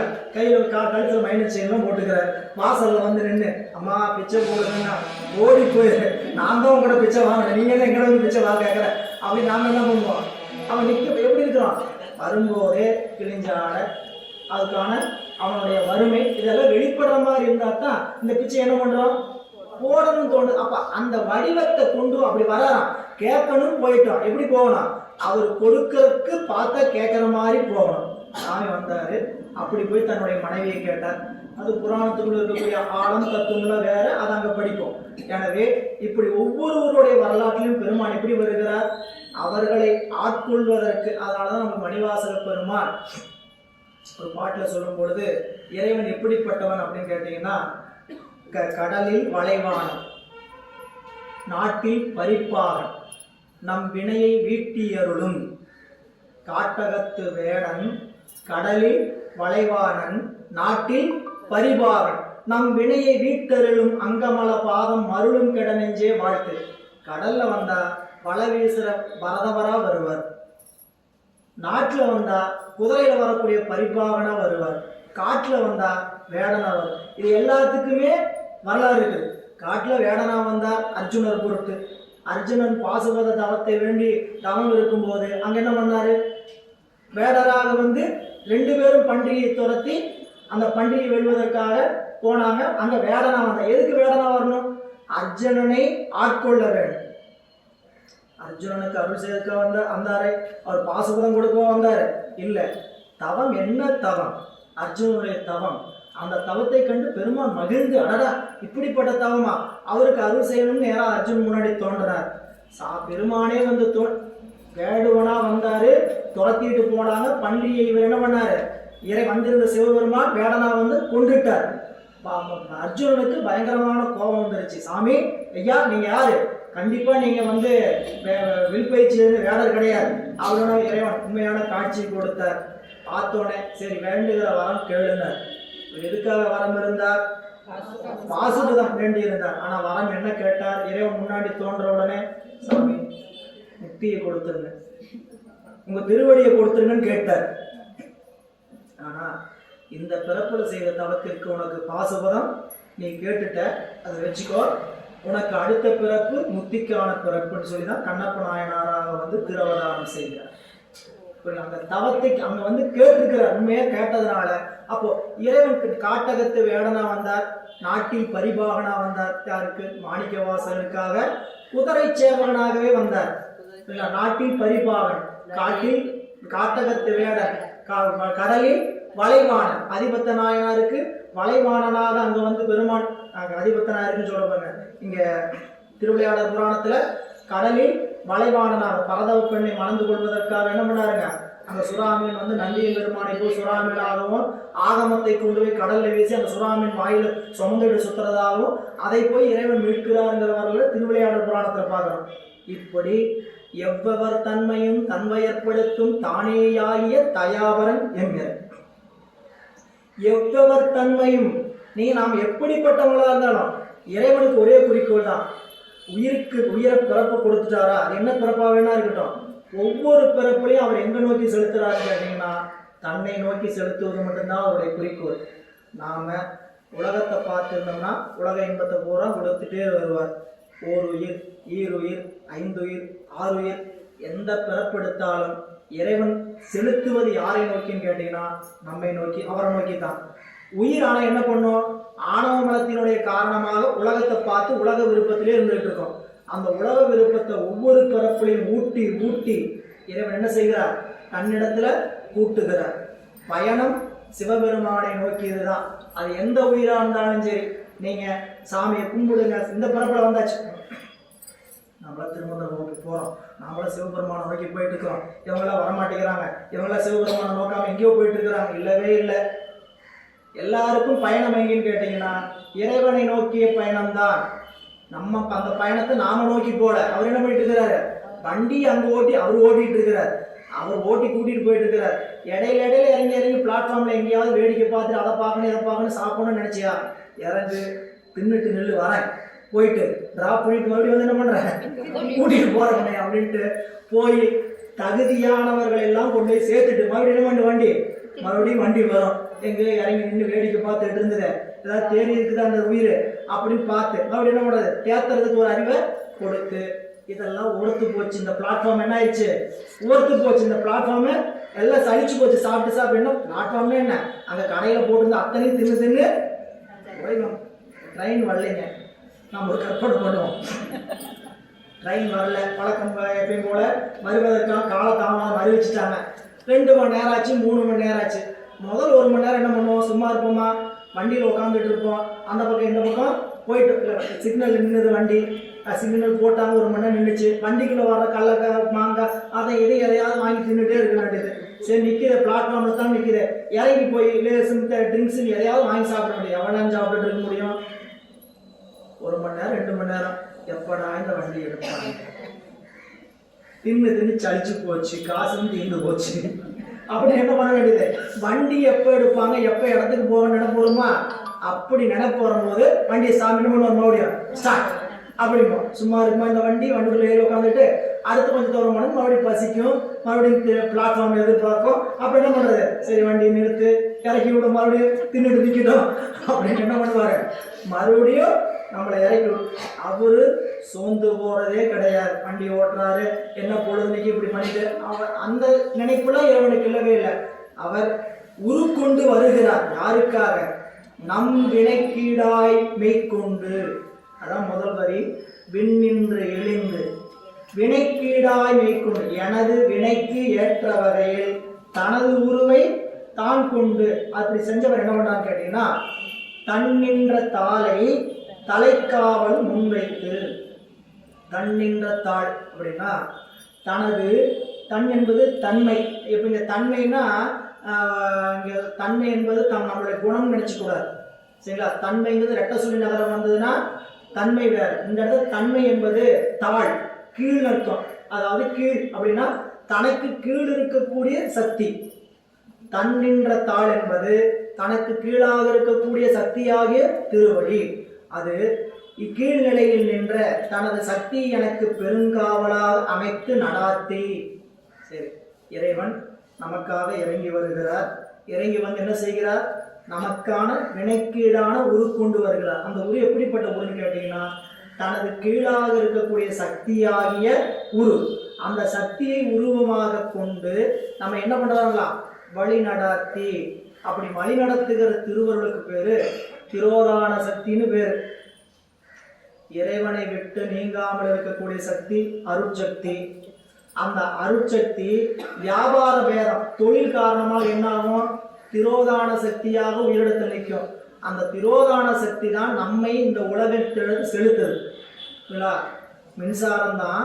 மின்சாரம் வந்து நமக்கு என்னவா பயன்படுதுன்னு கேட்டீங்கன்னா, ஒளி விளக்கா, மின்விசிறியா, குளிர்பதனப்பட்டியா, எப்படி தேவையோ அதுக்குள்ள கொஞ்சம் என்ன பண்ணுது, அப்படி மாறி செயல்படுத்துகிறது. அப்ப இங்க தன்னின்ற தாளை, தன்னின்ற தாள்னா தனக்கு கீழாக இருக்கக்கூடிய சக்தியாக திரோதான சக்தியை நமக்கு தலைக்காவலாக முன்வைத்து, அதாவது நமக்கு பெருங்காவல். எப்படிப்பட்ட பெருங்காவல்? இந்த உலகத்துல நாம நினைக்கிறோம் நம்ம போகிற வழியெல்லாம் விட்டுறாருன்ட்டு, சரிங்களா? போகிற வழியில விட மாட்டாரு. கயிறு யார்கிட்ட இருக்கும், மூக்கணாங்கயிறு யார்கிட்ட இருக்கும், சாமிகிட்ட தான் இருக்கும், சரிங்களா? நம்மளுடைய வினை எவ்வளவு தூரம் போய் மேயணும் இருக்குதோ அவ்வளவு தூரம் இந்த கயிறு நேரும். எல்லாத்துக்கும் ஒரே ஆள் உயிரா போட்டிருக்கிறாரு. ஒருத்தருக்கு 10 மீட்டர் இழுத்துருவார், போதும் நீ அவ்வளவுதான் மேயணும், அதுக்கு மேலாம் மேயக்கூடாது. ஒருத்தருக்கு 1000 மீட்டர் விட்டுப்பாரு, எவ்வளவு வேணா மேய்ஞ்சிட்டு வா அப்படின்ட்டு என்ன பண்ணுவாரு, விட்டுருவாரு. அப்புறம் என்ன பண்ணோம், நம்ம ரொம்ப தூரம் போயிட்டோம்னா உனக்கு அவ்வளவுதான் எல்லை, என்ன பண்ண மறுபடியும் பிடிச்சி தன்னுடைய எல்லைக்குள் பெருமான் என்ன பண்றாரு, தலைக்காவல் பெருங்காவலாக வைத்திருக்கிறார். அப்படி பெருங்காவலாக வைத்திருக்கிறாரா இல்லையாங்கிறத நீங்க உங்களுடைய சிவ அனுபவத்தின் வாயிலாகத்தான் உணரணும். நம்ம புரிஞ்சுக்கிற மாதிரி வச்சுக்குவோம். சாப்பிட்றது பிடிக்குதா இல்லை எல்லாத்துக்கும்? யாராவது சாப்பிட்றது பிடிக்காதவங்க யாராவது இருக்கிறோமா? போட்டாங்கன்னா எவ்வளோ வேணா சாப்பிட்டே இருக்கலாம்ல.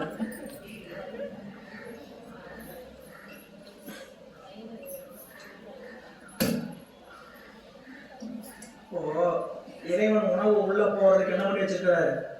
ஒரு கட்டுப்பாட்டை வச்சிட்டார். கட்டுப்பாடை வைக்காம இருந்தா என்ன ஆகும்னு யோசிச்சு பாருங்க. அதை தவிர்த்து வேற வேலை பார்க்க மாட்டோம். போடுறாங்கன்னா ஒரு இடத்துல உட்காந்து என்ன பண்ணுவான்? சாப்பிட்டுட்டு இருக்குமே, உடம்பு வாழ்க்காதான் வாழ்க்கை பேசணும், சாப்பிட்டுட்டு இருக்குமே அப்படி என்ன பண்ணுவான்? நல்லா சாப்பிட வேண்டியது, நல்லா தூங்க வேண்டியது இப்படின்னு தான் நினைப்போம். ஆனா இறைவன் அதற்கு ஒரு வரையறை வச்சிட்டார். சரிங்களா? அங்கி அத்தை முதல் பிடிச்சார். அங்கி மிகாமை வைத்தான் உடல்ல. உடம்புல என்ன பண்ணாருங்க? அங்கி மிகாமை வைத்த, உலகம் மிகாம ஒரு நெருப்பு வச்சிருக்கிறார். உடம்புல தேவையானது மிகாம இருக்கிறதுக்கு ஒரு நெருப்பு வச்சிருக்கிறார். சாப்பிடுறது இன்னும் கொஞ்சம் நம்ம நீங்க உலகில் இப்படி சாப்பிட்டுக்கிட்டே இருக்கிறாம வைக்காம சாமி என்ன பண்ணாரு? சாப்பிடுறதுக்கு ஒரு வரைமுறை வச்சார். சாப்பிட்டா இதெல்லாம் உனக்கு வழிபாட்டுக்கு தடையாகுன்னு சாப்பிட்ற பொருளையே தடை வச்சிருவார் இறைவன். நம்ம சாப்பிட்ட நான் என்ன அளவில் பேசுகிறேன் இல்லைங்களா? காலையில் நல்லா சாப்பாடு செஞ்சு போடுறாங்கன்னு தயாராக இருக்கிறாங்க. எல்லாம் சுற்றி இருக்கிறவங்க பூரா அன்புடையவர்கள் தான். ஒருத்தர் ஒரு குறையும் கிடையாது.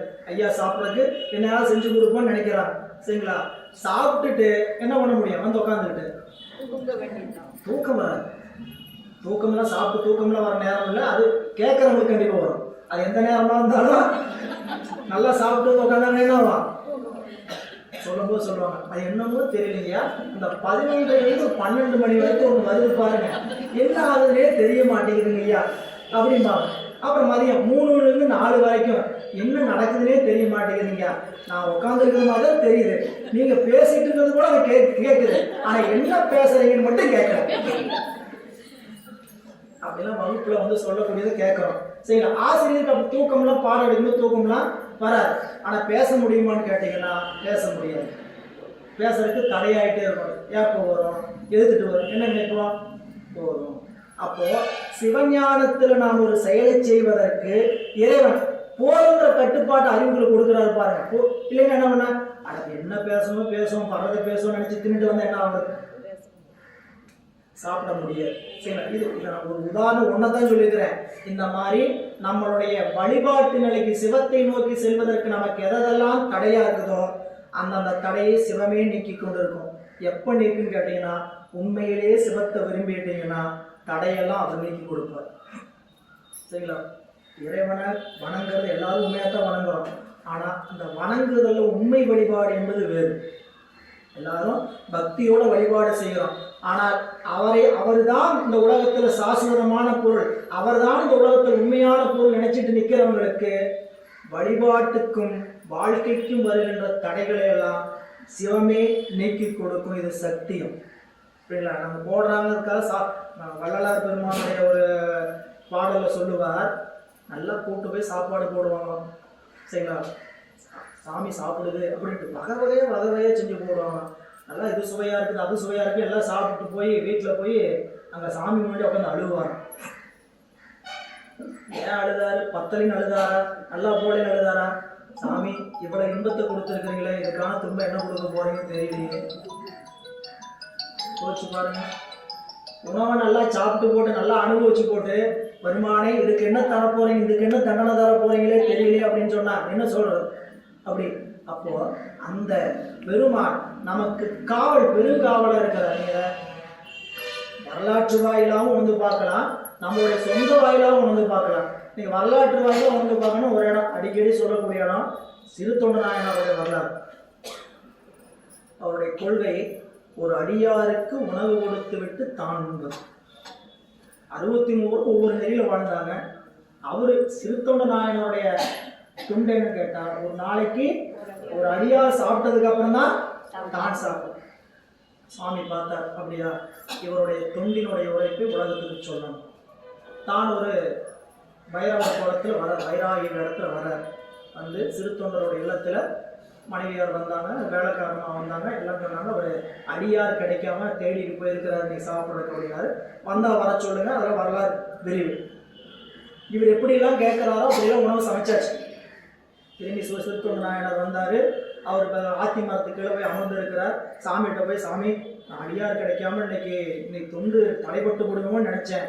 எழுந்தவழி எனக்கு பெரும் மகிழ்ச்சியாக இருக்குது. எங்கள் இல்லத்தில் ஒரு நாளைக்கு இன்னைக்கு உணவு எடுத்துக்கொள்ளணும். இல்லைப்பா, நான் உன்னை பார்த்துட்டு போகலான்னு தான் வந்தனே தவிர சாப்பிட்றதுக்காக வந்து நினைக்க வேண்டாம். ஆனால் என்னை பறிந்து விட்டு உன்னால் முடியாது, எனக்கு உபசரணம் பண்ண உன்னால முடியாது. ஏங்க சாமி முடியாது? சிவபெருமானுடைய தொண்டர் நினைச்சா என்ன வேணா முடியும். ஏன், அவனுடைய அருள் இருக்குது, அதனால கண்டிப்பா சிவனடியாக நினைத்தால் எதுவும் நடக்கும். சொல்லுங்க, நான் செஞ்சறேன் அப்படிங்கிறாரு. இல்ல, நான் 6 மாசத்துக்கு ஒருக்கா தான் சாப்பிடுவேன். அந்த நாள் இன்னைக்கு தான். 6 மாதத்துக்கு ஒருக்கா தான் சாப்பிடுவேன். அந்த நாள் இன்னைக்கு தான். சாப்பிடுறது நரப்பசு, அதாவது உயிர்களைத்தான் கொண்டு சாப்பிடுவேன். அப்படிப்பட்ட உயிர்களை எப்படிப்பட்ட உயிரா இருக்கணும்னு கேட்டீங்கன்னா 5 பிராயத்துக்குள்ள இருக்கணும், 5 வயசுக்குள்ள இருக்கணும். உடம்புல எந்த குறையும் இருக்கக்கூடாது. தாய் பிடிக்க தந்தை அறிங்கும் போது நல்ல மகிழ்ச்சியோட கொடுக்கணும். இப்படிப்பட்ட உணவாக தான் நான் சாப்பிடுவேன்ப்பா. அப்படியா? ஒன்றும் இல்லை, நான் என்கிட்ட எல்லாமே இருக்குது, நான் செஞ்சறேன் அப்படின்னு போனாரு.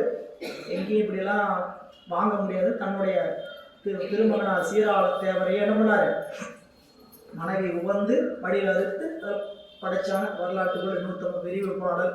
அதுக்குள்ள போய் அப்படியே எல்லாம் அறிஞ்சு சமைச்சு இலையில படைச்சாச்சு. கறி என்னென்ன வகையெல்லாம் செஞ்சு வைக்கணுமோ எல்லாம் செஞ்சு இலையில படைச்சாச்சு. எல்லாம் வச்சாச்சா? அங்க சொன்னாங்க, சாமி தலைக்கறி ஆகாது, சாப்பிட மாட்டோம் அப்படிங்கிறதுனால என்ன பண்ணிட்டோம், அதை மட்டும் செய்யல. அதையும் நாம் உண்போம் கொண்டு வர சொல்லுங்க. என்னடா செய்யற தொண்டுக்கு இப்படி ஒரு சோதனையா? இவர் இதை போய் திடீர்னு கேட்பாரு, எப்படிப்பா தெரியும் அப்படின்ட்டு 2 பேரும், கணவன் மனைவி 2 பேரும் கலங்கி நிற்கிறாங்க. வெங்காட்டு நங்கையும் சிறுத்தொண்ட நாயனாரும். அப்போ வேலைக்காரங்க அந்த பெண்ணு சிவபக்தியோட அந்த அடியார்களுக்கு சமைச்சு கொடுக்கக்கூடிய அப்படிப்பட்ட வேலையுடைய பெண்ணுன்னு சொல்றான் சந்தனத்தாரியார். அதுவும் ஒரு வேலை தேவைப்படும், நான் அதையும் சமைச்சு வச்சுட்டேன் அப்படின்னு கொண்டு வந்து படைச்சாச்சு. அடுத்தது ஒரு குண்டை போட்டாரு. தனியா சாப்பிட்ற வழக்கம் இல்லை, யாரையாவது கூட சிவனடியாக உட்காந்தா சாப்பிடலாம். போய் சிவனடியாரை போய் கூட்டிட்டு வாங்க. மனசுக்குள்ள எப்படி இருக்கும், ஏப்பா சிவனடியார் கிடைக்காம தானே இத்தனை கொள்ளி இருக்குன்னு நான் உங்களுக்கு ஒத்துக்கிட்டேன். என் குழந்தைய அறுத்து கொடுக்குற அளவுக்கு என்ன காரணம்? சிவனடியார் கிடைக்கல, எப்படியோ ஒரு சிவனடியார் சாப்பிட்டுதானே சாப்பிடுங்க, தன்னுடைய கொள்கை இன்றக்கூடாதுன்னு என்ன அப்படின்னாரு. இவர் போய் வெளியே போய் சிவனடியாரை பார்க்குற மாதிரி பார்த்துட்டு வந்து, சாமி இகத்தும் பரத்தும் இனி யாரையும் காணும், வெளியே போன யாரையும் காணலைங்க சாமி அப்படின்னாரு. நான் உட்காந்து சாப்பிட சொன்னேன், நான் என்ன சாப்பிட்றேன்? நானும் எல்லாரும் திருநீர் பூசுறமா நானும் என்ன பண்ணியிருக்கிறேன், எல்லாரும் திருநீர் பூசுறதை பார்த்து நானும் திருநீர் பூசி, நான் சிவனடியாரில் நான் திருநீர் பூசி இருக்கிறேன். என்னை நீங்க ஏற்றுக்கிட்டீங்கன்னா உங்க பக்கத்தில் உட்காந்து என்ன பண்றேன், உன்னை போல அடியார் யாரியா உட்காந்தாச்சு. எல்லாம் போடுங்கன்னு அந்த அம்மாட்ட சொன்னாங்க, எல்லாம் போட்டாங்க. என்ன பண்ணாரு, படாத போய் சாப்பிட்ற கைவிட்டு சாப்பிட போயிட்டார். சாப்பிட போனோன்னே சாமி கையை பிடிச்சிட்டார். சாப்பிட்றதுக்குள்ள என்ன பண்ணிட்டாரு, தடுத்துட்டார். சாப்பிட்டா என்ன இருக்கும், அவர் சாப்பிடக்கு நினைச்சது காரணம் இதுக்கு மேலேயே அதையாவது கேட்டு வச்சிட போறாருன்னு என்ன பண்ணாரு, நாம சாப்பிட்டு இவர் சாப்பிடுவாருன்னு என்ன பண்ணாரு, படாது கையெடுத்து சாப்பிட போனார். ஆனா சாப்பிட்டு இருந்தாருன்னா ஒரு சிவனடியார் உண்ட பின் தான் இவர் உண்கின்ற கொள்கை என்ன இருக்கும், நின்று இருக்கும். அப்ப நான் அவர் இறைவன் என்ன பண்றாருன்னு கேட்டா, நாம் ஒரு கொள்கையில நிக்கணும்னா அவர் உடன் நிற்கிறார். உடன் நின்று இந்த வேலை என்ன பண்றாருங்க, செய்ய வைக்கிறார். இந்த துண்டு தடைபட்டு சாமி கூட நிற்கிறார். அதுதான் இங்க பெருங்காவல் என்பது சிவம்தான். அவரை போல பெருங்காவல் இல்லை இல்ல. அதுக்குதான் நீங்க ஏற்பகை நாயனாருடைய வரலாற்றிலும் சொல்லுவார், தான் மனைவி உடன் அழைத்துக்கிட்டு அந்த முனிவர் போவார். வந்திருக்கக்கூடிய இறைவன் மனைவி அழைச்சிட்டு போவார், இலையில கொண்டு பத்திரமா விட சொல்லி. சுற்றத்தாரெல்லாம் சூழ்ந்துக்கிட்டு துரத்திக்கிட்டு அவனை வெட்டு அப்படின்னு சொல்லிட்டு சண்டை போடுறதுக்கெல்லாம் வாழும் ஈட்டியும் எடுத்துட்டு வருவாங்க. வந்தபோது இவர் எப்படிப்பட்ட காவலாக வந்தாராம், பெரும் காவலாக வந்தார் ஏற்பகை முனிவர் அப்படின்னு சொல்லுவார். அப்போ ஒவ்வொரு நிலையிலும் நமக்கு துணையாக பெருமான் காவல் காத்து கொண்டிருக்கிறார். அதனாலதான் பாடிகாவல், அவர் பேர் என்ன, பாடிகாடு அல்ல, பாடிகாவல். பாடிகாவல் என்கிறதே ஒரு சாமியோடைய பெயர். சரிங்களா, கோடிக்காவல் சாமி எப்படி இருக்கிறார், பாடிக்காவலை கூறாத நாளெல்லாம் கோடிக்காவனை கூறாத நாளெல்லாம் பாடிக்காவலாக கலைந்து போகுமே. கோடிக்காவல் இருக்கிற பெருமான நாம நினைக்காத நாள்லாம் நமக்கு வாழ்க்கை காவல் இல்லாமல் அழிந்து போகும்பார். அப்போ இறைவன் நமக்கு பெருங்காவலாக, எப்படிப்பட்ட காவல்? பெருங்காவல், தன்னுடைய சக்தியாக இறங்கி பெருங்காவலாக, மறைப்பு சக்தியாக, திரோதான சக்தியாக இருக்கிறார். அப்படி தன்னின்ற தாளை தலைக்காவல் முன்னிட்டு உள் நின்று உருக்கி, சரி, அப்படி சக்தியாக இருந்து அவர் காவல் இருப்பது எதற்காக அப்படின்னா, நம்மை நாளும் நாளும் உள்ளுக்குள்ள அறிவுக்குள்ளேருந்து திருத்துறது. அதுக்கு பேர் உள் நின்று உருக்கி, நம் அறிவுக்குள்ள அருள் நோக்கத்தை செய்து தன்னுடைய பேரின்பத்தை தருகின்ற அருள் நோக்கத்தை இன்று நமக்கு அளித்து ஓர் ஒப்பிலா ஆனந்த கண் நின்று காட்டி. உள்ள நின்று உருக்கிறதுனா என்ன அப்படின்னு கேட்டீங்கன்னா, உருக்கிறது அங்கே உள் நின்று உருக்கிறதுனா நம்மளுடைய மலம் கழிவதுக்கு பேர் தான் உள் நின்று உருக்குதல். இறைவன் உள் நின்று உருக்க வேண்டிய, உள் நின்று உருக்கிறார்னா எப்ப இருள் நீங்குதோ அப்ப தன்னை போல ஒளி என்ன இருக்கும்? வெளிப்பட்டுரும். சரிங்களா? ஒரு இருள் இருக்கு, இருள் இருக்கிற பகுதியில ஒளியை கொண்டு போனீங்கன்னா இருள் மடங்கி நிற்கும். அப்போ இருள் மடங்கி ஒளி விளங்குகின்ற அப்படிப்பட்ட ஒரு உருக்கம். ஐயோ, ஆணவ மனம் தாங்க நம்மை நான் யாருங்கிற தெரியாம, சிவம் யாருங்கிறது தெரியாம தடை செய்து நிற்பது எது? ஆணவ மனம். நம்ம இப்போ ஒருத்தர் சந்திச்சுக்கிறோம், சரிங்களா? ஒரு பேச்சு பரிமாறுறோம். பேசும்போது வாங்க, நல்லா இருக்கிறீங்களா, எப்படி இருக்கிறீங்க, வாங்க அப்படிங்கிறோம். எதிரில் நிற்கிறவரும் அதே தன்மையில் இருந்தா, அதாவது என்னங்க, நான்கிற முனைப்பு தன்மை இல்லாம என்ன பண்ணுவாங்க, நமக்கு சரிசமமா பேசுவார், சரிங்களா? அந்த தன்மை அவர்கிட்ட இருந்து என்ன பண்ணுவாரு? சொல்லுங்க. பேச்சு ஆணவம் என்ன பண்ணின்னு கேட்டீங்கன்னா, நான் யார் நீ யார் அப்படி நினைப்பது.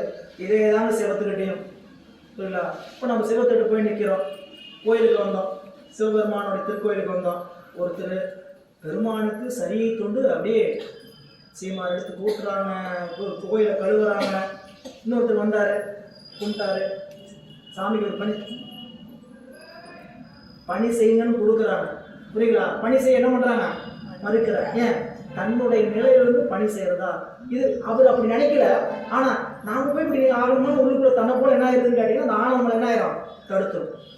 நான்கிறத நினைப்பு இருந்து கொண்டே இருக்கும் நமக்கு. அந்த அறிவு எப்போ நான்கிற முனைப்பு நீங்குதோ அப்போ சிவத்துக்கு தொண்டாட்டுவோம், இல்லை? அதனால தான் அப்படிப்பட்ட முனைப்பு இல்லாமல் தொண்டு செய்யணுங்கிறது 10ஆம் நூற்பாவில் ஏகனாகி இறைவனை நிற்க. அருமையான சொல். அவனே தானே ஆகிய அந்நெறி ஏகனாகி இறைவன், இறைவனிடத்துல நாம் ஏகனாகியும் இறைவனை நிற்கணுங்கிறது. ஏகனாகினா அந்த நாம் வேறு சிவம் வேறுங்கிற நினைப்பு இல்லாமல் நிற்கணும் தொண்டு செய்யும் போது. அப்போ சிவமணி இறைவனை நிற்கணும். எப்படி நிற்கணுங்கிறத உதாரணம் முதல் வரை, அவனே தானே ஆகிய அந்நெறி. அது என்ன அவனே தானே ஆகிய நெறி அப்படிங்கிறது 5ஆம் நூற்பா படிச்சுட்டு வந்தீங்கன்னா 10ஆம் நூற்பா விளங்கும். அப்போ அது இந்த இடத்துல தேவையானது மட்டும் சொல்கிறேன் உங்களுக்கு. இறைவன் இப்போ நம்ம உலகத்தில் ஒவ்வொரு செயலும் செய்கிறோம். இந்த செயலெல்லாம் செய்யும்போது யார் செய்தார் என்று செய்கிறோம்? நம்ம செய்யாததுக்கு கூட நாம தான் எஜமானன்னு சொல்லுவோம். சொல்லுவோமா சொல்ல மாட்டோமா? சரிங்களா? வீட்டில் என்ன பண்ணுவான்னு கேட்டிங்கன்னா, ஏதாவது சாப்பிட்றதுக்கு செஞ்சு கொடுக்குறாங்க, இல்லாட்டி வேறு ஏதாவது காரியத்தை செய்கிறாங்க. செஞ்சு முடிச்சுட்டேன்னு சொல்லுவாங்க. அப்படின்னா நான் செய்வேன். ஏதாவது யூடியூப்பில் பார்த்து செஞ்சுருக்கலாம், யூடியூப்பில் பார்த்து செஞ்சுருக்கலாம், தன்னுடைய அம்மா சொல்லி கொடுத்து செஞ்சுருக்கலாம். இல்லை இன்றைக்கி அவங்க உடம்பு சரியில்லாமல் படுத்துட்டாங்க மனைவி, புரியுங்களா? இன்றைக்கி கணவன் சமையல் செய்தார், புரியுங்களா? சாம்பார் வச்சார், சட்னி அரைச்சார், அருமையாக இருக்குது, சாப்பிட்டுட்டு நான் சொன்ன மாதிரியே செஞ்சுருக்கிறீங்க, அதனால தான் நல்லா இருக்கு. நான் சொன்ன மாதிரியே செஞ்சுருக்கிறீங்க, சொன்ன மாதிரி செய்யலை, சரிங்களா? இவருக்கு தெரிஞ்ச செஞ்சார், ஏதோ ஒரு வேலை செஞ்சார். ஆனால் ஒவ்வொரு செயலையும் உலகத்தில் செய்யும்போது என்னன்னு செஞ்சுக்கிறோம்? நான் செய்கிறேன், நான் செய்கிறேன் அப்படின்னு தான் எதை நாம் செஞ்சதுக்கு மட்டுமல்ல, புரியுங்களா? செய்யாததுக்கும் நான் தான் எஜமான, நான் தான் அதுக்கு முன் நிற்கிறேன். ஒரு மேடையில் போய் ஒரு போர்வை போத்துறாங்க, புரியுங்களா? உங்களை போற நீங்கள் எது நடக்கிறதுக்கு நீங்கள் தான் உங்களுக்கு காரணம், எல்லாம் நான் தான் காரணமா? இல்லையே. எத்தனையோ பேருடைய உழைப்பு தான் ஒருத்தருக்கு வந்து சேருது. அந்த போர்வை வாங்கிக்கும் போது, சால்வை வாங்கிக்கும் போது என்ன நினைப்பு வரணும்னா, இது எனக்குரியதல்ல, எனக்குரியதுன்னு நினைப்பு வந்துருச்சுன்னா அந்த இடத்துல நம்ம நிற்க முடியாது. இறக்கிடுவார் சாமி. எனக்குரியதுன்னு நினைச்சோம்னா என்ன ஆயிடும்? நம்மளை இறக்கிடுவார். புரியுதா? அது அந்த உணர்வு தான் முனைப்பு இல்லாமல் நிற்கிற இடம். எனவே இந்த முனைப்பை நீக்குவதுதான் சிவம் செய்கின்ற தொழில்.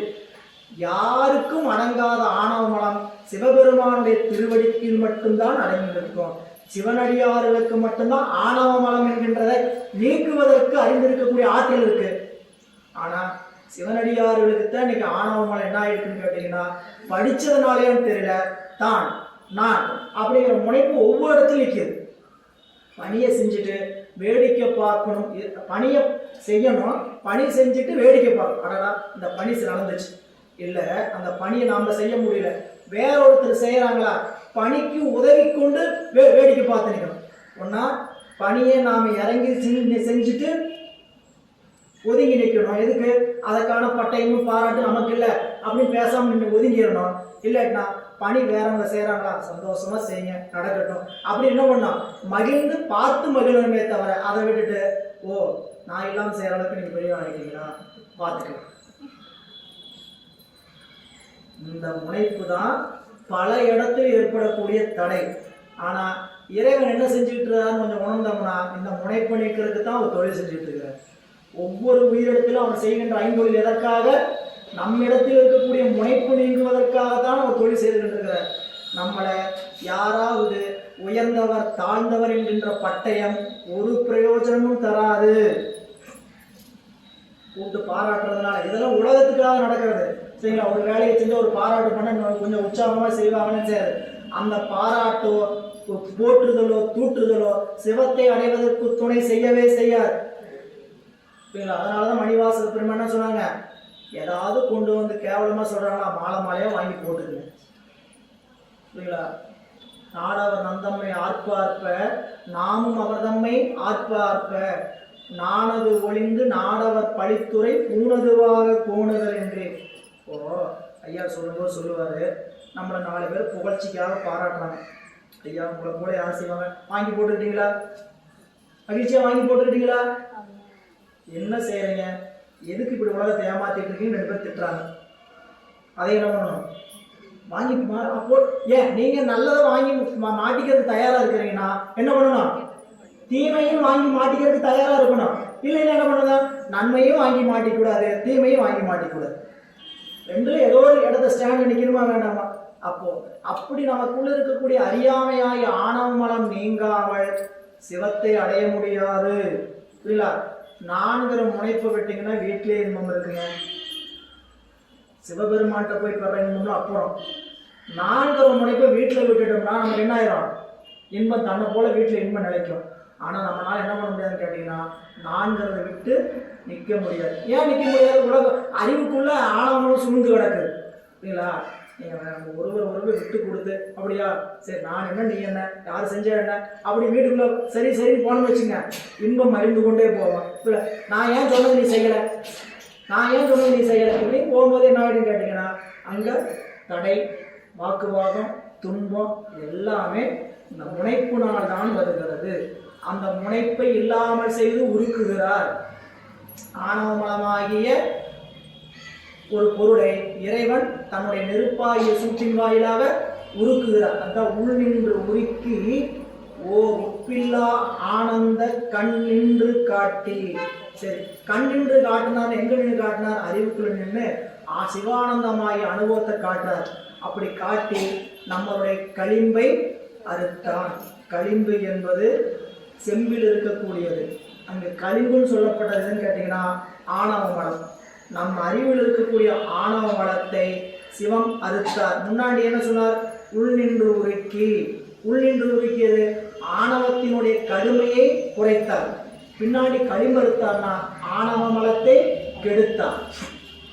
அப்போ இறைவன் நமக்கு உள்ளே நின்று ஆணவ மலத்தை மெலியச் செய்து அந்த மெலியச் செய்த காரணமாகிய சிவானந்தத்தை நம் அறிவுக்குள் காட்டி ஆணவ மலத்தினுடைய பற்று முழுவதுமாக நம்மை விட்டு நீங்கும்படி செய்தார். அதான் கண்ணின்று காட்டி களிம்பு அறுத்தானே.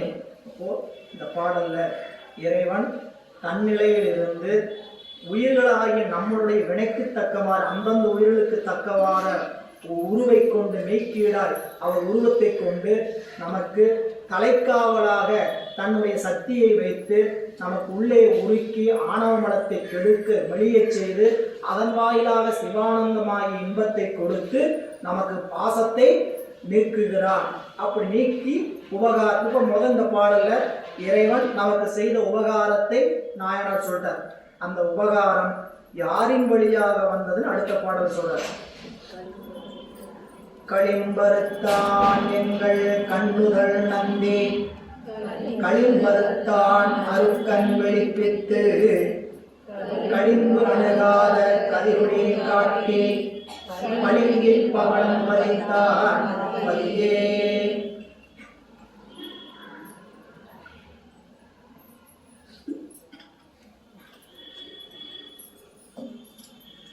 நண்பர்களே, இதுல நம்மளுடைய நாயனார் இறைவன் எப்படி நம்முடைய பாசத்தை நீக்குகிறான் என்று சொல்லும் பொழுது குருநாதர் தான் அந்த தொழிலை செய்கிறான் என்று ஒரு அருமையான குறிப்பை சொல்றார். போன பாடல்ல எனக்கு இறைவன் தன் நிலையிலிருந்து இறங்கி வந்து என்னுடைய பாசத்தை அறுத்து சிவானந்த அனுபவத்தை காட்டினான்னு சொன்னார்.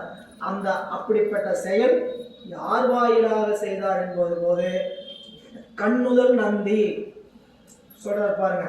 களிம்பருத்தான் எங்கள் கண்ணுதல் நந்தி என் மலத்தை பற்றற நீக்கியவன் கண்ணுதலாகிய நந்தி. நெற்றிக்கண்ணுடைய நந்தி சிவபெருமானை போலவே நந்தி பெருமான் குருநாதன் தனியா நந்தின்னு சொல்லல, இரு பெயரொட்டுன்னு பேர் இருக்கு. இந்த சொல்லுக்கு பேரு இரு பெயரொட்டு. கண்ணுதல் நந்தினா எப்படி படிக்கணும்னு கேட்டீங்கன்னா கண்ணுதலாகிய நந்தி. திருக்குறள் படிச்சீங்கன்னா ஆதி பகவன் சொல்லுவார். சரிங்களா? ஆதியாகிய பகவன். ஆதி பகவன் ரெண்டு பேர் அல்ல, அது இரு பெயர் ஒட்டு பண்புத்தொகை. ஆதியாகிய பகவன். அதுபோல இங்க கண்ணுதலாகிய நந்தி. என்ன கண்ணுதலாகிய நந்தி? சிவபெருமானே உருவாக இருக்கக்கூடிய நந்தி. சிவம் வேறு, குருநாதர் பேர் அல்ல. அவர் என்ன செய்தார்? என்னிடத்தில் இருக்கக்கூடிய களிம்பை அறுத்தான். அடுத்து என்ன செய்தார்? களிம்பருத்தான் கண்ணுதல் நந்தி களிம்பருத்தான் அருக்கண் விழிப்பித்து. அப்போ நம்மளுடைய அவருடைய அருக்கண்ணை எனக்கு திறப்பித்து. இவ்வளவு நாள் எங்கிருந்தோ சிவம் வந்து இந்த உபதேசத்தை செஞ்சதுன்னு நினைக்க கூடாது. எங்கிருந்தார் இவ்வளவு நாள்? நமக்குள்ளதான் இருந்தார். அப்படி இருந்தவர் தான் இப்ப நமக்கு குருநாதரா வரார். எப்படிங்க இங்க இருக்கிற சிவம் எப்படிங்க முன்னாடி குருநாதரா உருவமா வரும் அப்படின்னு கேட்டீங்கன்னா, இவ்வளவு நாள் நம்ம அறிவுக்குள்ள நின்று அதிர்ப்பித்து சென்று வந்த சிவம் நமக்கு அறிவுக்கு அறிவாக இருந்து உணர்த்தி வந்த சிவத்தினுடைய அருளாற்றல் இப்ப முன்னாடி ஒருத்தருடைய அறிவுல போய் அருளாற்றலா பதிஞ்சிருக்கு. புரியுதுங்களா?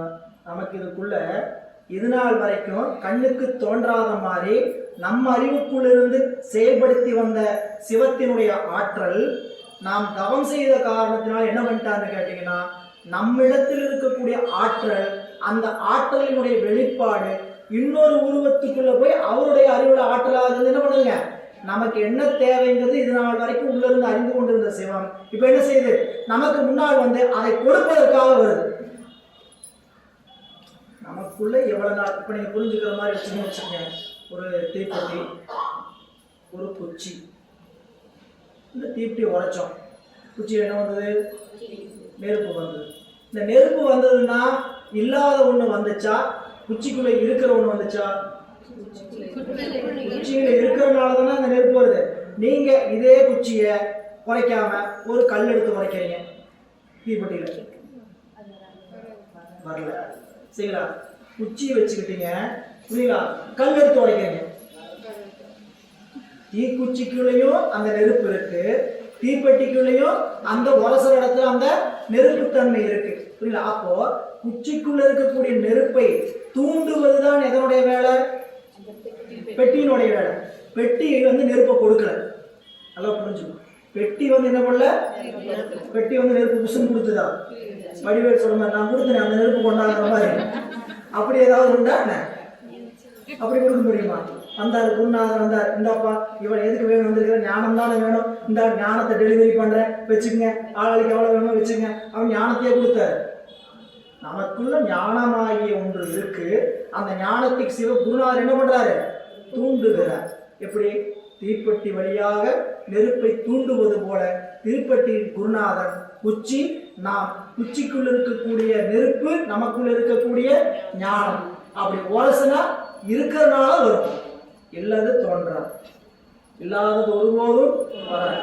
நமக்குள்ள அறிவு இருக்கு. அந்த ஞானத்தை சிவம் என்ன பண்றார்? சிவஞானம் குருநாதர் தூண்டுகிறார். அப்போ அதனாலதான் திருவர் பயன் படிக்கும்போது படிச்சிருப்போம், நமக்கு என்ன வேணுங்கிறது நமக்குள்ள இதுவரையும் யார் இருந்தாரோ அவரே அறிவார்.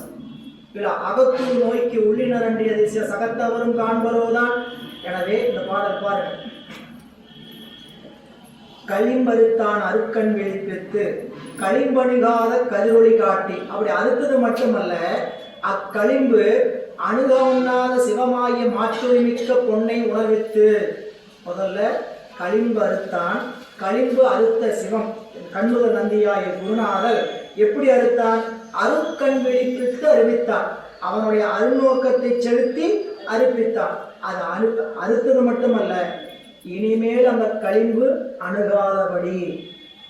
நம்ம செம்பு பாத்திரத்தை தேய்ச்சி வச்சிங்க, செம்பு என்னாச்சு? பழப்பழம் நல்ல பழப்பழம் எடுத்து அட்டாளியில வச்சோம், தரல்ல வச்சிங்களா, மீண்டும் அடுத்த வருஷம் பொங்க வைக்கும் போது எடுப்பீங்க சரிங்களா? எப்போ செம்பு பாத்திரத்துக்கு வேலை?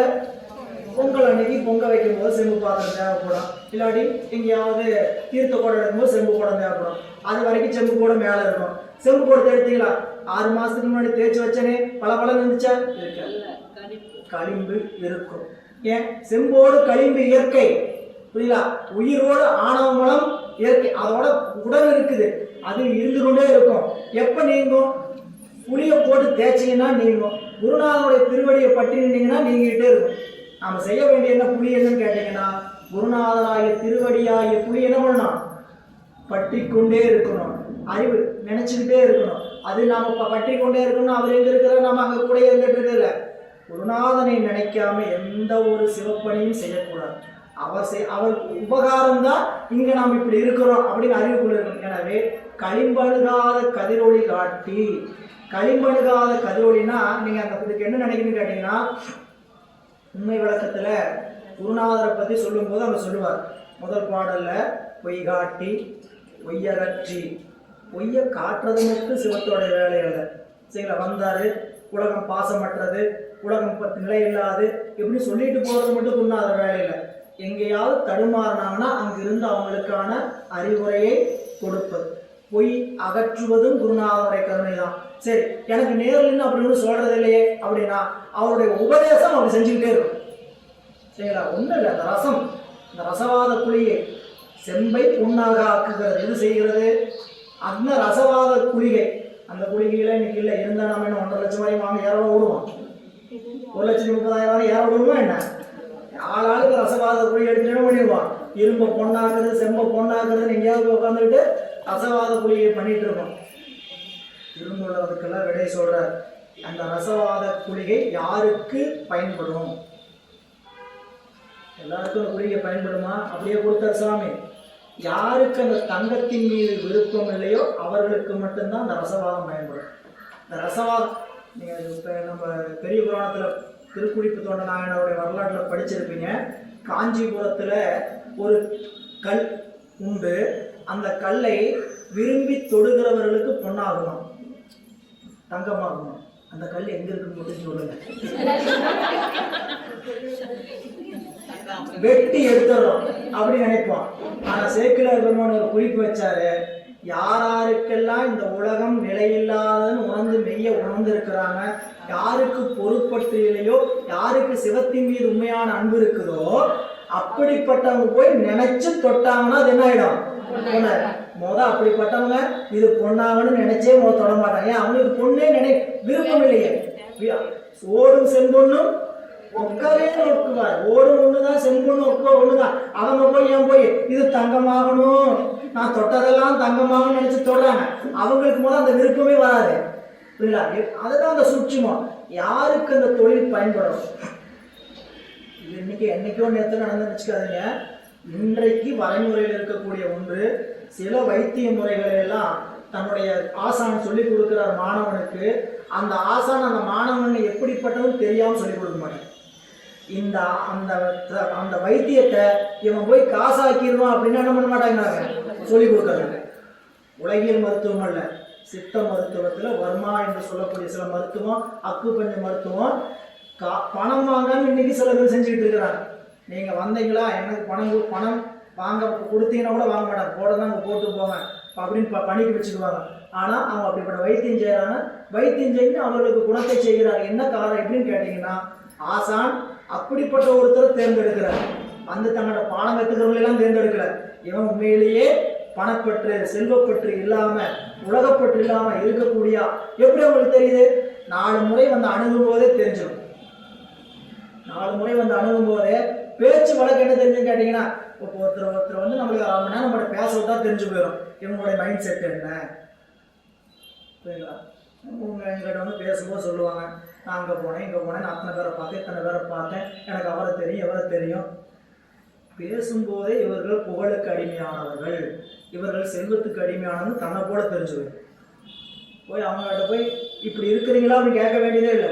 என்ன ஆகும் கேட்டிங்கன்னா, ஒரு நிமிஷம் வந்து பேசுவாங்க, நான் அங்கே போனேன் இங்கே போனேன், அவங்கள பார்த்தா இத்தனை பேர் வந்தாங்க, அவங்க போனாங்க, ஓ இவர் இப்படிப்பட்ட இந்த புகழ், இந்த செல்வம், இந்த கல்வி, இதையெல்லாம் நம்மளுடைய அடையாளமாக நினச்சிக்கிட்டு இருக்கிற வரைக்கும் ஆணவமாக இருக்குன்னு அர்த்தம்.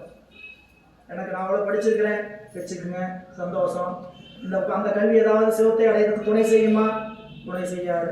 நான் அவ்வளோ பணம் வச்சிருக்கிறேன், துணை செய்யுமா? செய்யாது. அன்பு தான் துணை செய்யும், அடிமை பண்பு தான் துணை செய்யும். புரியுங்களா? சிவமாகிய பெரும்பொருளை அடையணும், நீ அதை உதவும்போது அதை பெரும்பொருள் நினைக்கணுமே. சரிங்களா? மாட மாளிகை வீடு வசதி இதையெல்லாம் பெரும்பொருளாக நினைச்சுக்கிட்டு இருப்போம். சிவத்தை பெரும்பொருளாக நினைச்சா தானே அப்படிப்பட்ட பொருளை அடையணும்னு இதெல்லாம் விடணும்னு தோணும். சரிங்களா? அது சிவன்தான் ஒப்பற்ற. அதனாலதான் உம்பர்கட்கரசே யார் தேவாதி தேவர். சரிங்களா? சிவம் தருகின்ற இன்ப அனுபவத்தை உலகத்தில் எந்த பொருளும் தர முடியாது. அப்படி தந்திருந்ததுன்னா நீங்களே இங்க உட்காந்துருக்கணும். உலகத்தில் இருக்கிற பொருள் நம்ம இன்பத்தை தரும்னா இங்க வந்து தேடிட்டு வந்து உட்காருவோமா? எதையோ தாண்டி சிவம் தருகின்ற இன்பம் ஒன்று இருக்கு. அது ஒரு சொட்டு எங்கேயோ நம்ம என்ன பண்ணியிருக்கிறோம், அந்த டிராப்பை சுவைச்சிருக்கிறோம். அது என்ன பண்ணுது? இன்னும் கொஞ்சம் வேணும், இன்னும் கொஞ்சம் வேணும், இன்னும் கொஞ்சம் வேணும். என்ன பண்ணுது? நம்மளை என்ன பண்ணுது? புஷ் பண்ணுது, துரத்து, போ, தேடு தேடு. ஓடி ஓடி ஓடி ஓடி உட்கலந்த ஜோதியை நாடி நாடி நாடி நாடி போறான், தேடிட்டு போறான். ஆனா இது கிடைக்காத பொருள் அல்ல, நமக்கு கிடைத்து அனுபவித்து கொடுத்திருக்கிறார்கள். நமக்குரிய தகுதியை வளர்த்துக்கிட்டோம்னா தேடியெல்லாம் போக வேண்டாம், சிவம் தேடி வந்துடும். நாம செய்ய வேண்டியது என்ன? தகுதியை வளர்த்தணும். அதற்குரிய தகுதி என்ன? நாம் எப்படி இருந்தால் இந்த சிவத்தை அடைய முடியும், எதை எதையெல்லாம் விடணும், எதை எதையெல்லாம் தொடணும். விட வேண்டியது என்ன, தொட வேண்டியது. விட வேண்டியதும் தெரியாது, தொட வேண்டியதும் தெரியாது. ஆனா சிவம் மட்டும் வேணும், அவர் கொடுக்குற இன்பம் மட்டும் வேணும், அது கிடைக்காது. நாம கிடைக்கணும்னா கொஞ்சம் பிரயத்தனப்படணும். உள்ள வரும்போது நீங்க அப்படி சொல்லலைங்களே ஐயா, உள்ள வரும்போது நீங்க இப்படியா சொன்னீங்க அப்படின்னு நினைப்பீங்க. சரிங்களா? உள்ளுக்குள்ள வரும்போது வந்தா மட்டும் போதும் தான் சொல்லணும். வந்தா மட்டும். ஏன் கேட்டீங்கன்னா, உள்ளுக்குள்ள வந்துட்டு அவர் பார்த்துக்கிறார். உள்ள வர வரலாம் தான் நம்ம பார்க்க வேண்டிய வேலை. உள்ள வந்துட்டு யார் பார்த்துக்கிறார்? சிவம் பார்த்துக்கிறார். ஓ இது தேருமா தேராதா, வச்சிருக்கலாமா வச்சிருக்க கூடாதா, இன்னும் கொஞ்சம் உலகத்துல சுத்த விடணுமா, சரி வச்சிரு. அந்த முதல் நாள் பாடங்க இதெல்லாம் நீங்க திருமந்திரம் படிக்க வந்திருக்கிறோம்னா மற்ற நூல் மாதிரி நினைச்சு கூடாது. திருமந்திரம் என்பது முழுக்க நடக்கக்கூடிய நூல். திருமந்திரம் படிக்கிற அளவுக்கு நமக்கு தகுதி இருக்கா தெரியல, முதலே சொல்லிட்டேன் இல்லை. ஆனா நம்மை தேர்ந்தெடுத்து வந்து உட்கார வச்சிருக்கிறாரா சாமி, என்ன பண்றாரு? நம்மை செப்பனிடுகிறார், நம்மை அவர் பார்த்துக்கிறார். நீங்க போய் படிச்சு எனக்கு புரியல எதையும் வந்து பிரசன்ஸ் பேசாம என்ன பண்ணணும், காதல். அதுக்கான இப்ப என்ன பண்ணிட்டு இருக்கிறார்? அதுக்கான வேதிகை மாற்றத்துக்கான ரசக்குழியை ஊத்திக்கிட்டு இருக்கிறார். இந்த செம்பு பொண்ணாகிறது, இதுல இருந்து களிமணிக்கிறது யாரோட வேலை? அவருடைய வேலை. உட்கார்ந்து அந்த இடத்துல பேசாம கேட்கும். எனவே இங்க சொல்றார், களிமணிகாத கதிரொளி பொய்காட்டி பொய்யகற்றி பளிங்கில் பவளம் பதித்தான் பதியே. பளிங்கு அப்படிங்கிறது பளிங்குக்கல். அந்த பளிங்குக்கல்ல பவளமாகிய சிவப்பொழியை பதித்தான். அப்ப இறைவன் பளிங்கிடத்தி பவிழத்தை பழித்தது ஒரு செயலை செய்தார். அப்படிப்பட்ட சிவம் பதிப்பொருளை அன்றி வேறொருவர் அல்ல. ஆன்மாவிற்கு பாசத்தை பட்டறச் செய்து சிவமாம் தன்மையை எய்திப்பவன் ஆசான்மூர்த்தி என்பது இந்த பாடல்ல உணர்த்துறார். இந்த பாடல்ல ஆசான் தான் சிவமூர்த்தியாக இருக்கக்கூடியவன் நமக்கு ஆசான் தான் சிவமூர்த்தியாக என்ன பண்றாருங்க, சிவமூர்த்தியே ஆசானாக அந்த மாற்றத்தை செய்யறார். நம்ம நீங்க என்ன நினைக்கக்கூடாதுன்னு கேட்டீங்கன்னா, போன பாடல் என்ன சொன்னாரு, விண்ணின்று நினைந்து வினைக்கீழா நின்று நின்று உள்ளின்று ஊக்கிய ஒப்பில ஆனந்த கண்காட்டி களிம்பருத்தானிங்கள் களிம்பருத்தானிகள். அந்த களிம்பருத்தம் எங்கேயோ இருந்தா இருக்கல, நமக்குள்ள இருந்தார். அப்படி இருக்கிறவன் தான் பளிங்கில் பவளம் போல் பதித்தார். ஆன்மாவுக்கு பளிங்குங்கிற ஓமை காட்டுற வழக்கம் என்ன அப்படின்னு கேட்டீங்கன்னா, எதை சார்ந்து நிற்கிறதோ அந்த தன்மையை பெறுவது பளிங்கு. பளிங்கு கற்கள் பார்த்துருக்கீங்க, வெள்ளை வெள்ளையா படிக்கிறது மாதிரி இருக்கும். அது எந்த பக்கத்துல வைக்கீங்கன்னா அந்த இடத்தை காட்டும். அதுபோல ஆன்மா சிவத்தின் தன்மையை பெருமையை தவிர சிவமாகாது. சிவத்தின் தன்மை பெறுவதுதான் என்ன பண்றாரு, பளிங்கின் பாவம் பதித்தான் பதியே. 113வது பாடல் 14வது பாடல். பதியே பசு பாசம் என பகர் மூன்றில் பதியினை போல் பசு பாசம் அனாதி பதியினை சென்றனகா பசுபாசம் பதியின் அணையில் பசுபாசம் இல்லாமே.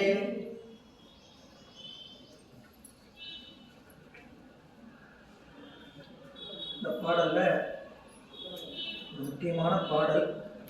இதுக்கு எவ்வளோ நேரம் எடுத்துக்கிறது எனக்கு தெரியல. ஏன்னா இங்கே பல பேரும் சைவ சித்தாந்தம் படிச்சிருப்பீங்க. சைவ சித்தாந்தம் படிக்கிறவங்களுக்கு இந்த பாடலை சொல்லாமல் சைவ சித்தாந்தமே சொல்ல முடியும். சைவ சித்தாந்தம் படிக்கணும்னா இந்த பாடல் தெரிஞ்சிருக்கணும். இந்த பாடலை சொல்லாமல் எந்த ஆசிரியர் என்ன பண்ண மாட்டாங்க, சைவ சித்தாந்தம் சொல்ல மாட்டாங்க. அப்படி ஒரு முக்கியமான பாடல். சைவ சித்தாந்தம் எத்தனை பொருள்களை பற்றி பேசுகிறது? நாம் எதை பற்றி படிக்கிறோம்? படிக்கிறது ஒன்று, எதை பற்றி தெரிஞ்சுக்கணும். நம்ம அறிவு, இறைவன் நம்மளை ரொம்ப அருமையான அறிவாக படைச்சிருக்கிறார். சரிங்களா? நம்ம நினச்சிருக்கிறோம் நம்ம அறிவு மக்கட்டையான அறிவுன்ட்டு. அந்த மக்கட்டையான அறிவுக்கு காரணம் ஆணவ மலம். ஆனால் அந்த அறிவு எப்படிப்பட்டதுன்னு கேட்டீங்கன்னா, சிவத்தை அனுபவிக்கின்ற அளவுக்கு தகுதியுடைய அறிவு பொருள். அந்த அறிவு எதனால் கெட்டு போயிருக்கும், ஏன் கெட்டு போயிருக்கும், காரணம் தெரியல. அப்படி உலகத்தில் இருக்கக்கூடிய பொருள்களை எல்லாம் ஒரு குடை கீழே கொண்டு வந்தாங்க. இப்போ நம்ம தத்துவ ஞானம் படிக்கிறோம். எந்த தத்துவ ஞானம் படிச்சினாலும் அந்த தத்துவ ஞானத்தில் என்னங்க போய் படிக்கிறீங்க, எதை பற்றி படிக்கிறீங்க கேள்வி கேட்குறாங்க. ஐயா 2 வாரத்துக்கு ஒருக்கா புதன்கிழமை காலையில் போகிறீங்களே ஐயா, எதை பற்றி போய் தெரிஞ்சுட்டு வரீங்க? கடவுளை பற்றி தெரிஞ்சுக்கிறேன். இவ்வளோதானா? என்னை பற்றி தெரிஞ்சுக்கிறேன். இவ்வளவுதானா? சொல்ல தெரியணுமே. நாம யாரை பத்தி படிக்கிறோம் அப்படிங்கிறது தெரியணும் இல்லையா? ஒன்னா நம்மளை பத்தி தெரிஞ்சுக்கணும், இல்லாதி நம்மளை செலுத்தக்கூடிய கடவுளை பற்றி தெரிந்து கொள்ளணும். ஏதோ ஒரு காரணத்துக்காகத்தான் நம்ம வந்திருக்கோம். ஆனா உலகத்தில் இருக்கக்கூடிய தத்துவ ஞானம் எடுத்துக்கிட்டீங்கன்னா இந்த 3 பொருளை பற்றி பேசுகின்ற கூட்டம் ரொம்ப ரொம்ப கம்மி. இருக்கிறது ஒரு பொருள் தான் அப்படின்னு சொல்லக்கூடிய சமயம் இருக்கு. இருக்கிறது ஒரே பொருள் தான், பரமான்மா மட்டும்தான். பரமான்மா தான் எப்படி இருக்குது, சீவான்மாவா இப்படிலாம் உட்காந்துட்டு இருக்குது தனித்தனியா. ஏன் இப்படி உட்காந்துட்டு இருக்குது அப்படின்னா மயக்கத்தின் காரணமாக உட்காந்துட்டு இருக்குது. தோற்றம் பரமான்மா தான் சீவான்மாவா உட்காந்துட்டு இருக்குது. 2ஆம் நூற்பா விரிவு. அவ்வளவு நம்ம தெரிந்து கொள்ள வேண்டிய செய்தி என்னன்னு கேட்டீங்கன்னா, உலகம் என்கின்ற பொருள், உலகத்தில் இருக்கக்கூடிய பொருள்களை எல்லாம் ஒரு வரையறைக்குள்ள கொண்டு வந்தீங்கன்னா என்ன வரையறைக்குள்ள கொண்டு வரலாம்னு கேட்டீங்கன்னா இந்த 3 வரையறைக்குள்ள கொண்டு வரலாம். தொல்காப்பியர் 2 வரையறைக்குள்ள கொண்டு வந்தார். உயர்திணை அக்தில் திணை. அக்திணை உயிருடைய உயிர்திணை, உயிருடைய உயர்திணை, உயிர் அல்லாத மற்ற பொருள்கள். அவர் உயிர் அல்லாதன்னு சொன்னார். அப்படின்னு சடம் சடம் சொல்லாம என்னன்னு சொல்லியிருக்கிறார், அக்தில் திணை. அக்திணை அப்படின்னா அக்தில் திணை. அப்போ உயிருடைய பொருள் ஒன்று, உயிரற்ற பொருள் ஒன்று, ரெண்டா பிரிச்சார். அதையே சைவ சித்தாந்தம் 3 பொருள்களாக காட்டுகிறது. அப்படி 3 பொருளை பிரிச்சது எந்த அடிப்படையில் பிரிச்சிருக்கிறாங்க அப்படின்னு கேட்டீங்கன்னா, அறிவுதான் அடிப்படை. இந்த சந்தைக்கு போனீங்கன்னா தேங்காய் போட்டிருப்பாங்க. இப்போ தேங்காய் தானே விலை ஜாஸ்தி, அதுக்கான பேசணும் சரிங்களா. தேங்காய் 4 கூரை போட்டிருக்கிறாங்க. 4 கூரை போட்டிருக்காங்க. ஏன் 4 கூரை போட்டிருக்கிறாங்க? அவங்க எடை போட்டு தான் வாங்கிட்டு வராங்க. அந்த எடை போட்டு வாங்கிட்டு வந்து என்ன பண்ணுறாங்க, சின்ன சின்னதாக இருக்கிறது, இத்து நூல் இருக்கிறது உடைக்கிறதுன்னா, அதாவது செதறு தேங்காய் வாங்கணும்னா இந்த இத்தனோட தேங்காய் வாங்கிக்கணும். செதறு தேங்காய் வாங்கணும்னா இத்தனோட தேங்காய் வாங்கிக்கணும். வீட்டுக்கு சட்னி அரைக்கணும்னா அதாவது கோயிலுக்கு உடைக்கிற தேங்காய்னா கொஞ்சம் பெரிய தேங்காயை வாங்கிக்கணும். செதறு தேங்காயை வாங்கினா இத்தூண்டு வாங்கினா போதும். ஏன் அது உடஞ்சி வீணாக போயிடும். வீட்டுக்கு பயன்படுற மாதிரி கோயிலுக்கு உடைச்சி கொடுக்கணும்னா என்ன பண்ணலாம், போய் ஒரு மூடி நம்மளுக்கு கிடைக்கும். இது என்ன பண்ணுறது, கொஞ்சம் பெருசாக நல்லா தட்டி பருப்பாக இருக்குதா பார்த்துவேன். இவங்க என்ன பண்ணுறாங்க, வாங்கி தனித்தனியாக பிரித்து வச்சுக்கிறாங்க. கூறு கூறா இதை விலங்க 50 ரூபா, இதை விலங்க 40 ரூபா, இதை விலங்க 20 ரூபா, இதை விலங்க 10 ரூபா. எப்படி பிரித்தாங்க, தரம். இதுக்கும் வேற தரம் இருக்குது. அப்போ தரத்தின் வாயிலாக பிரிக்க. அப்போ உலகத்தில் இருக்கக்கூடிய இந்த 3 பொருளாக எப்படி பிரிச்சா, அடிப்படை பிரிச்சாங்கன்னா அறிவுதான் அடிப்படை. ஒன்று தானே அறிகின்ற பொருள், ஒன்று அறிவித்தால் அறிகின்ற பொருள், இன்னொன்று அறிவித்தாலும் அறியாத பொருள். உலகத்தில் இருக்கக்கூடிய பொருள் எவ்வளவுதான், ஒன்று தானே அறிகின்ற பொருள், இன்னொன்று அறிவித்தால் அறிகின்ற பொருள், இன்னொன்று அறிவித்தாலும் அறியாத பொருள். இவ்வளவுதான் சைவ சித்தாந்தம். ரொம்ப பயங்கரமா போட்டு பயமுறுத்துறாங்கன்னு நினைச்சுக்க வேண்டாம். 3 பொருளை பத்தி படிக்கிறோம். இந்த 3 பொருள் என்னது, தானே அறிகின்ற பொருள் ஒன்று, அறிவித்தால் அறிகின்ற பொருள் ஒன்று, அறிவித்தாலும் அறியாத பொருள் ஒன்று. இப்போ முதல் பொருள் என்ன பொருள் நம்ம வேண்டாம், நம்மளை பார்க்கல, இந்த பொருள் யாருன்னு தெரியல, பார்க்க முடியல, நம்மளால பார்க்க முடியாதனால இல்லைன்னு சொல்லக்கூடாது. தானே அறிகின்ற பொருளை விட்டுருங்க. கண்ணுக்கு முன்னாடி நமக்கு தெரிகின்ற விஷயம் என்னென்ன, அறிவித்தால் அறிகின்ற பொருள் ஒன்று, அறிவித்தாலும் அறியாத பொருள் ஒன்று. அறிவித்தால் அறிகின்ற பொருளாகிய உயிரில் வச்சுக்கலாம். சடப்பொருளாகிய உலகப் பொருள் அத்தனை பொருளும் அறிவித்தாலும் அறியாத சடப்பொருள். அது கண் முன்னாடி தெரியுதா இல்லையா உங்களுக்கு? முன்னாடி உட்காந்து பேசிட்டு இருக்கிறோம் 1.5 மணி நேரமா.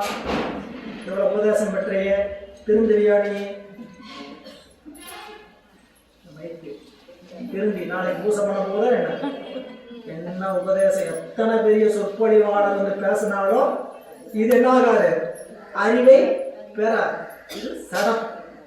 கண்ணுக்கு முன்னாடி நல்லாவே தெரியும். இப்படி ஒரு பொருள் இருக்கு, இப்படிதான் உலக பொருள் பூரா இருக்கு சரிங்களா. சடம். அறிவித்தால் அறிவது உயிர். அறிவிச்சுட்டு இருக்கக்கூடிய உயிர் எப்படிப்பட்டது, அறிவித்தால். ஏன் அறிவிச்சாதான் அறியுமா, அப்படிதான் தெரியல. நான் எதை கேட்டாலும் நானே தெரிஞ்சுக்கிட்டேன் அப்படின்னு தான் சொல்லிட்டு தெரியல. யாராவது கேட்டா எல்லாம் எனக்கே தெரியும், நீ ஒன்றும் சொல்ல வேண்டாம், போ எல்லாம் எனக்கே தெரியும், நீ ஒன்றும் சொல்ல வேண்டாம், இப்படிதான் சொல்லி பழக்கம். எல்லாம் எனக்கே தெரியுமா, ஒரு மண்ணும் தெரியாது.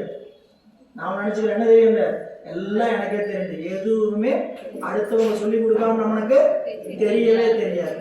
ஏ எழுத ஆரம்பிச்சிருந்தது, ஆ எழுத ஆரம்பிச்சிருந்தது.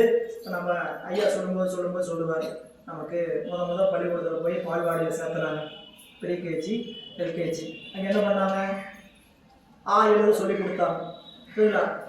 ஆ போடுறதுக்கு பல வட்டம் போட்டு சொல்லி கொடுக்கணும். இன்னைக்கு எப்படி போட்டு பார்க்குறாங்க, இப்படி ஒரு வட்டம் போடு, இப்படி ஒரு அரை வட்டம் போடு, இப்படி ஒரு கோடு போடு, இப்படி ஒரு குறுக்கு வரும். இந்த 3 தனித்தனியாக எழுதி ஆ எழுதுன காலம் அப்படி எழுதுன காலமும் போச்சு. நாம அழகா ஆண் எழுதுன காலம் போச்சு.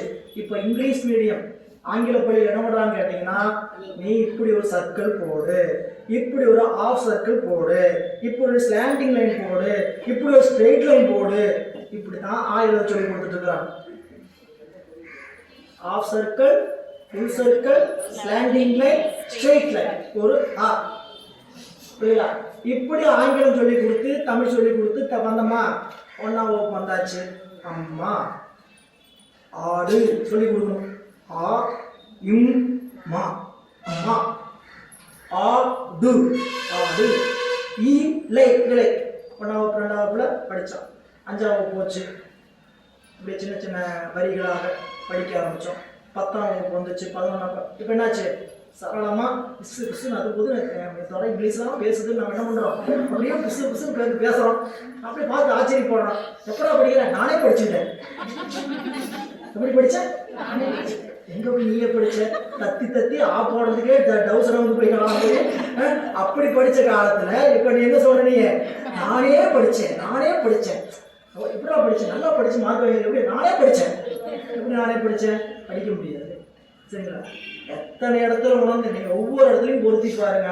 ஒரு சமையல் செஞ்சோம் வீட்டில், நம்ம சின்ன வயதில் அம்மாவோட இருந்து அவங்க 5 பிள்ளைகள் இப்படி இப்படின்னு எண்ணி போட்டதை நம்ம என்ன பண்ணுறப்போ, அவங்க பார்க்காம அள்ளி போட்டதை நம்ம இப்போ என்ன பண்ணுறோம், ஒரு தேக்கரண்டி இடவும், 1/2 டீஸ்பூன் ஊற்றவும், பச்சை மிளகாயை நறுக்கி நன்றாக போட்டு வதக்கவும், இப்படி நம்ம என்ன பண்ணுறோம், படித்து தெரிஞ்சுக்கிட்டு இருக்கிறோம். அவங்க பார்க்காம சொல்லி கொடுத்தது நம்ம என்ன பண்ணுறோம், படித்து சட்டியை வச்சு காய வச்சு ஒவ்வொன்றையும் செஞ்சுட்டு இருக்கிறோம். இப்படி கற்றுக்கிட்டு நாம் என்ன பண்ணுறோம், சாம்பார் ரொம்ப அருமையாக இருக்குது, எப்படி செஞ்சீங்க, நானே செஞ்சேன். யூடியூப்ல தாமு சொல்லி கொடுத்ததும் மெட்ராஸ் சமையலையும் பார்த்ததை வச்சு என்ன செஞ்சுக்கிட்டு என்ன பண்ண வேண்டியது, நானே செஞ்சேன். இது உலக வழக்கமாக இருந்தாலும் நாம் எதையுமே நம்மளால கற்றுக்க முடியாது. ஒருத்தர் அறிவுறுத்தான் நாம் அறிவோம். நமக்கு மட்டும் இல்லைங்க, எல்லா உயிர்களுக்கும் இதான் லட்சணம். மனித பிறப்புக்கு மட்டும் இல்லை, எல்லா உயிர்களுக்கும் இதான் லட்சணம். ஒரு எறும்பு உணவுப் பொருளை சேமிக்கிறதுக்கு தன்னுடைய குட்டி எறும்புக்கு சொல்லி கொடுக்கணும். எப்படின்ட்டு, காகம் தான் இறை தேடி உண்ண வேண்டும் என்பதை கரைந்து உண்ண வேண்டும் என்ன பண்ணுதுங்க, கூட்டுலேயே சொல்லி கொடுக்குது ஒவ்வொரு உயிருக்கும். அப்போ எல்லா உயிர்களுக்கும் அந்த அறிவிக்கவே அது அறிகின்றது. சரிங்களா, இப்போ 2 பொருள் பார்த்தாச்சு. ஒன்று அறிவித்தாலும் அறியாது, இன்னொன்று அறிவிக்கத்தான் அறியும். சரிங்களா, அப்போ இந்த இருக்கிற 3 பொருள் தான் அப்படின்னு வச்சுக்கிட்டோம்னா, இந்த பதி என்கின்ற ஒரு பொருள் அறிவிக்காமலே தானே அறிந்தது ஒத்துக்க வேண்டாம். 2 பொருளும் அறிஞ்சு வச்சுக்கிறோம். இது அறியக்கூடிய ஆற்றலும் இல்லை, அறிவிக்கக்கூடிய ஆற்றலும் எதுக்கு இல்லை, சடத்துக்கு இல்லை, பாசத்துக்கு என்ன இல்லை, அறிவிக்கின்ற ஆற்றலும் இல்லை, அறிகின்ற ஆற்றலும் இல்லை. அப்ப நடுவில் இருக்கிற பசுவும் என்ன ஆயிடுச்சு, இந்த சடத்துக்கிட்ட இருந்து இது அறிவு வாங்கியிருக்குமோ, ஒரு வேலை அதுக்கு இது அறிவிச்சதுன்னா அது நெக்லெக்ட், ரிஜெக்ட், ஒதுக்கப்பட்டது. புரியல, நடுவில் இருக்கிற பசு என்ன ஆச்சுன்னு கேட்டா தானே அறிவிக்கான வாய்ப்பு அதுகிட்ட இல்லவே. அப்ப நிச்சயமா கண்டிப்பா யார் இருக்கணும், அறிவிப்பதற்கு ஒரு பொருள் இருக்கணும். எப்படி கத்துக்கிட்டீங்க, அவங்க சொல்லி கொடுத்தாங்க. எப்படி தெரிஞ்சுக்கிட்டீங்க, இதுல பார்த்து படிச்சு தெரிஞ்சுக்கிட்டேன் அப்படி சொல்றோம் இல்லையா. அப்போ நிச்சயமாக இந்த தானே அறிகின்ற பொருள் ஒன்று இருந்தா தான் அதுதான் ஒரு பொருளுக்கு அறிவிக்கின்ற ஆற்றலை உடையதாக இருக்குது. அப்போ தானே அறியும் அறிவு பதி, அறிவித்தால் அறிகின்ற அறிவு பசு, அறிவித்தாலும் அறிய முடியாத ஆற்றலை உடையது சடம். இது சடசக்தி, சடம் சடசக்தி, ஆன்மா அறிகின்ற சிற்சக்தி, பதி தானே அறிகின்ற சிற்சக்தி. 2 பேருக்கு சிற்சக்தி தான்.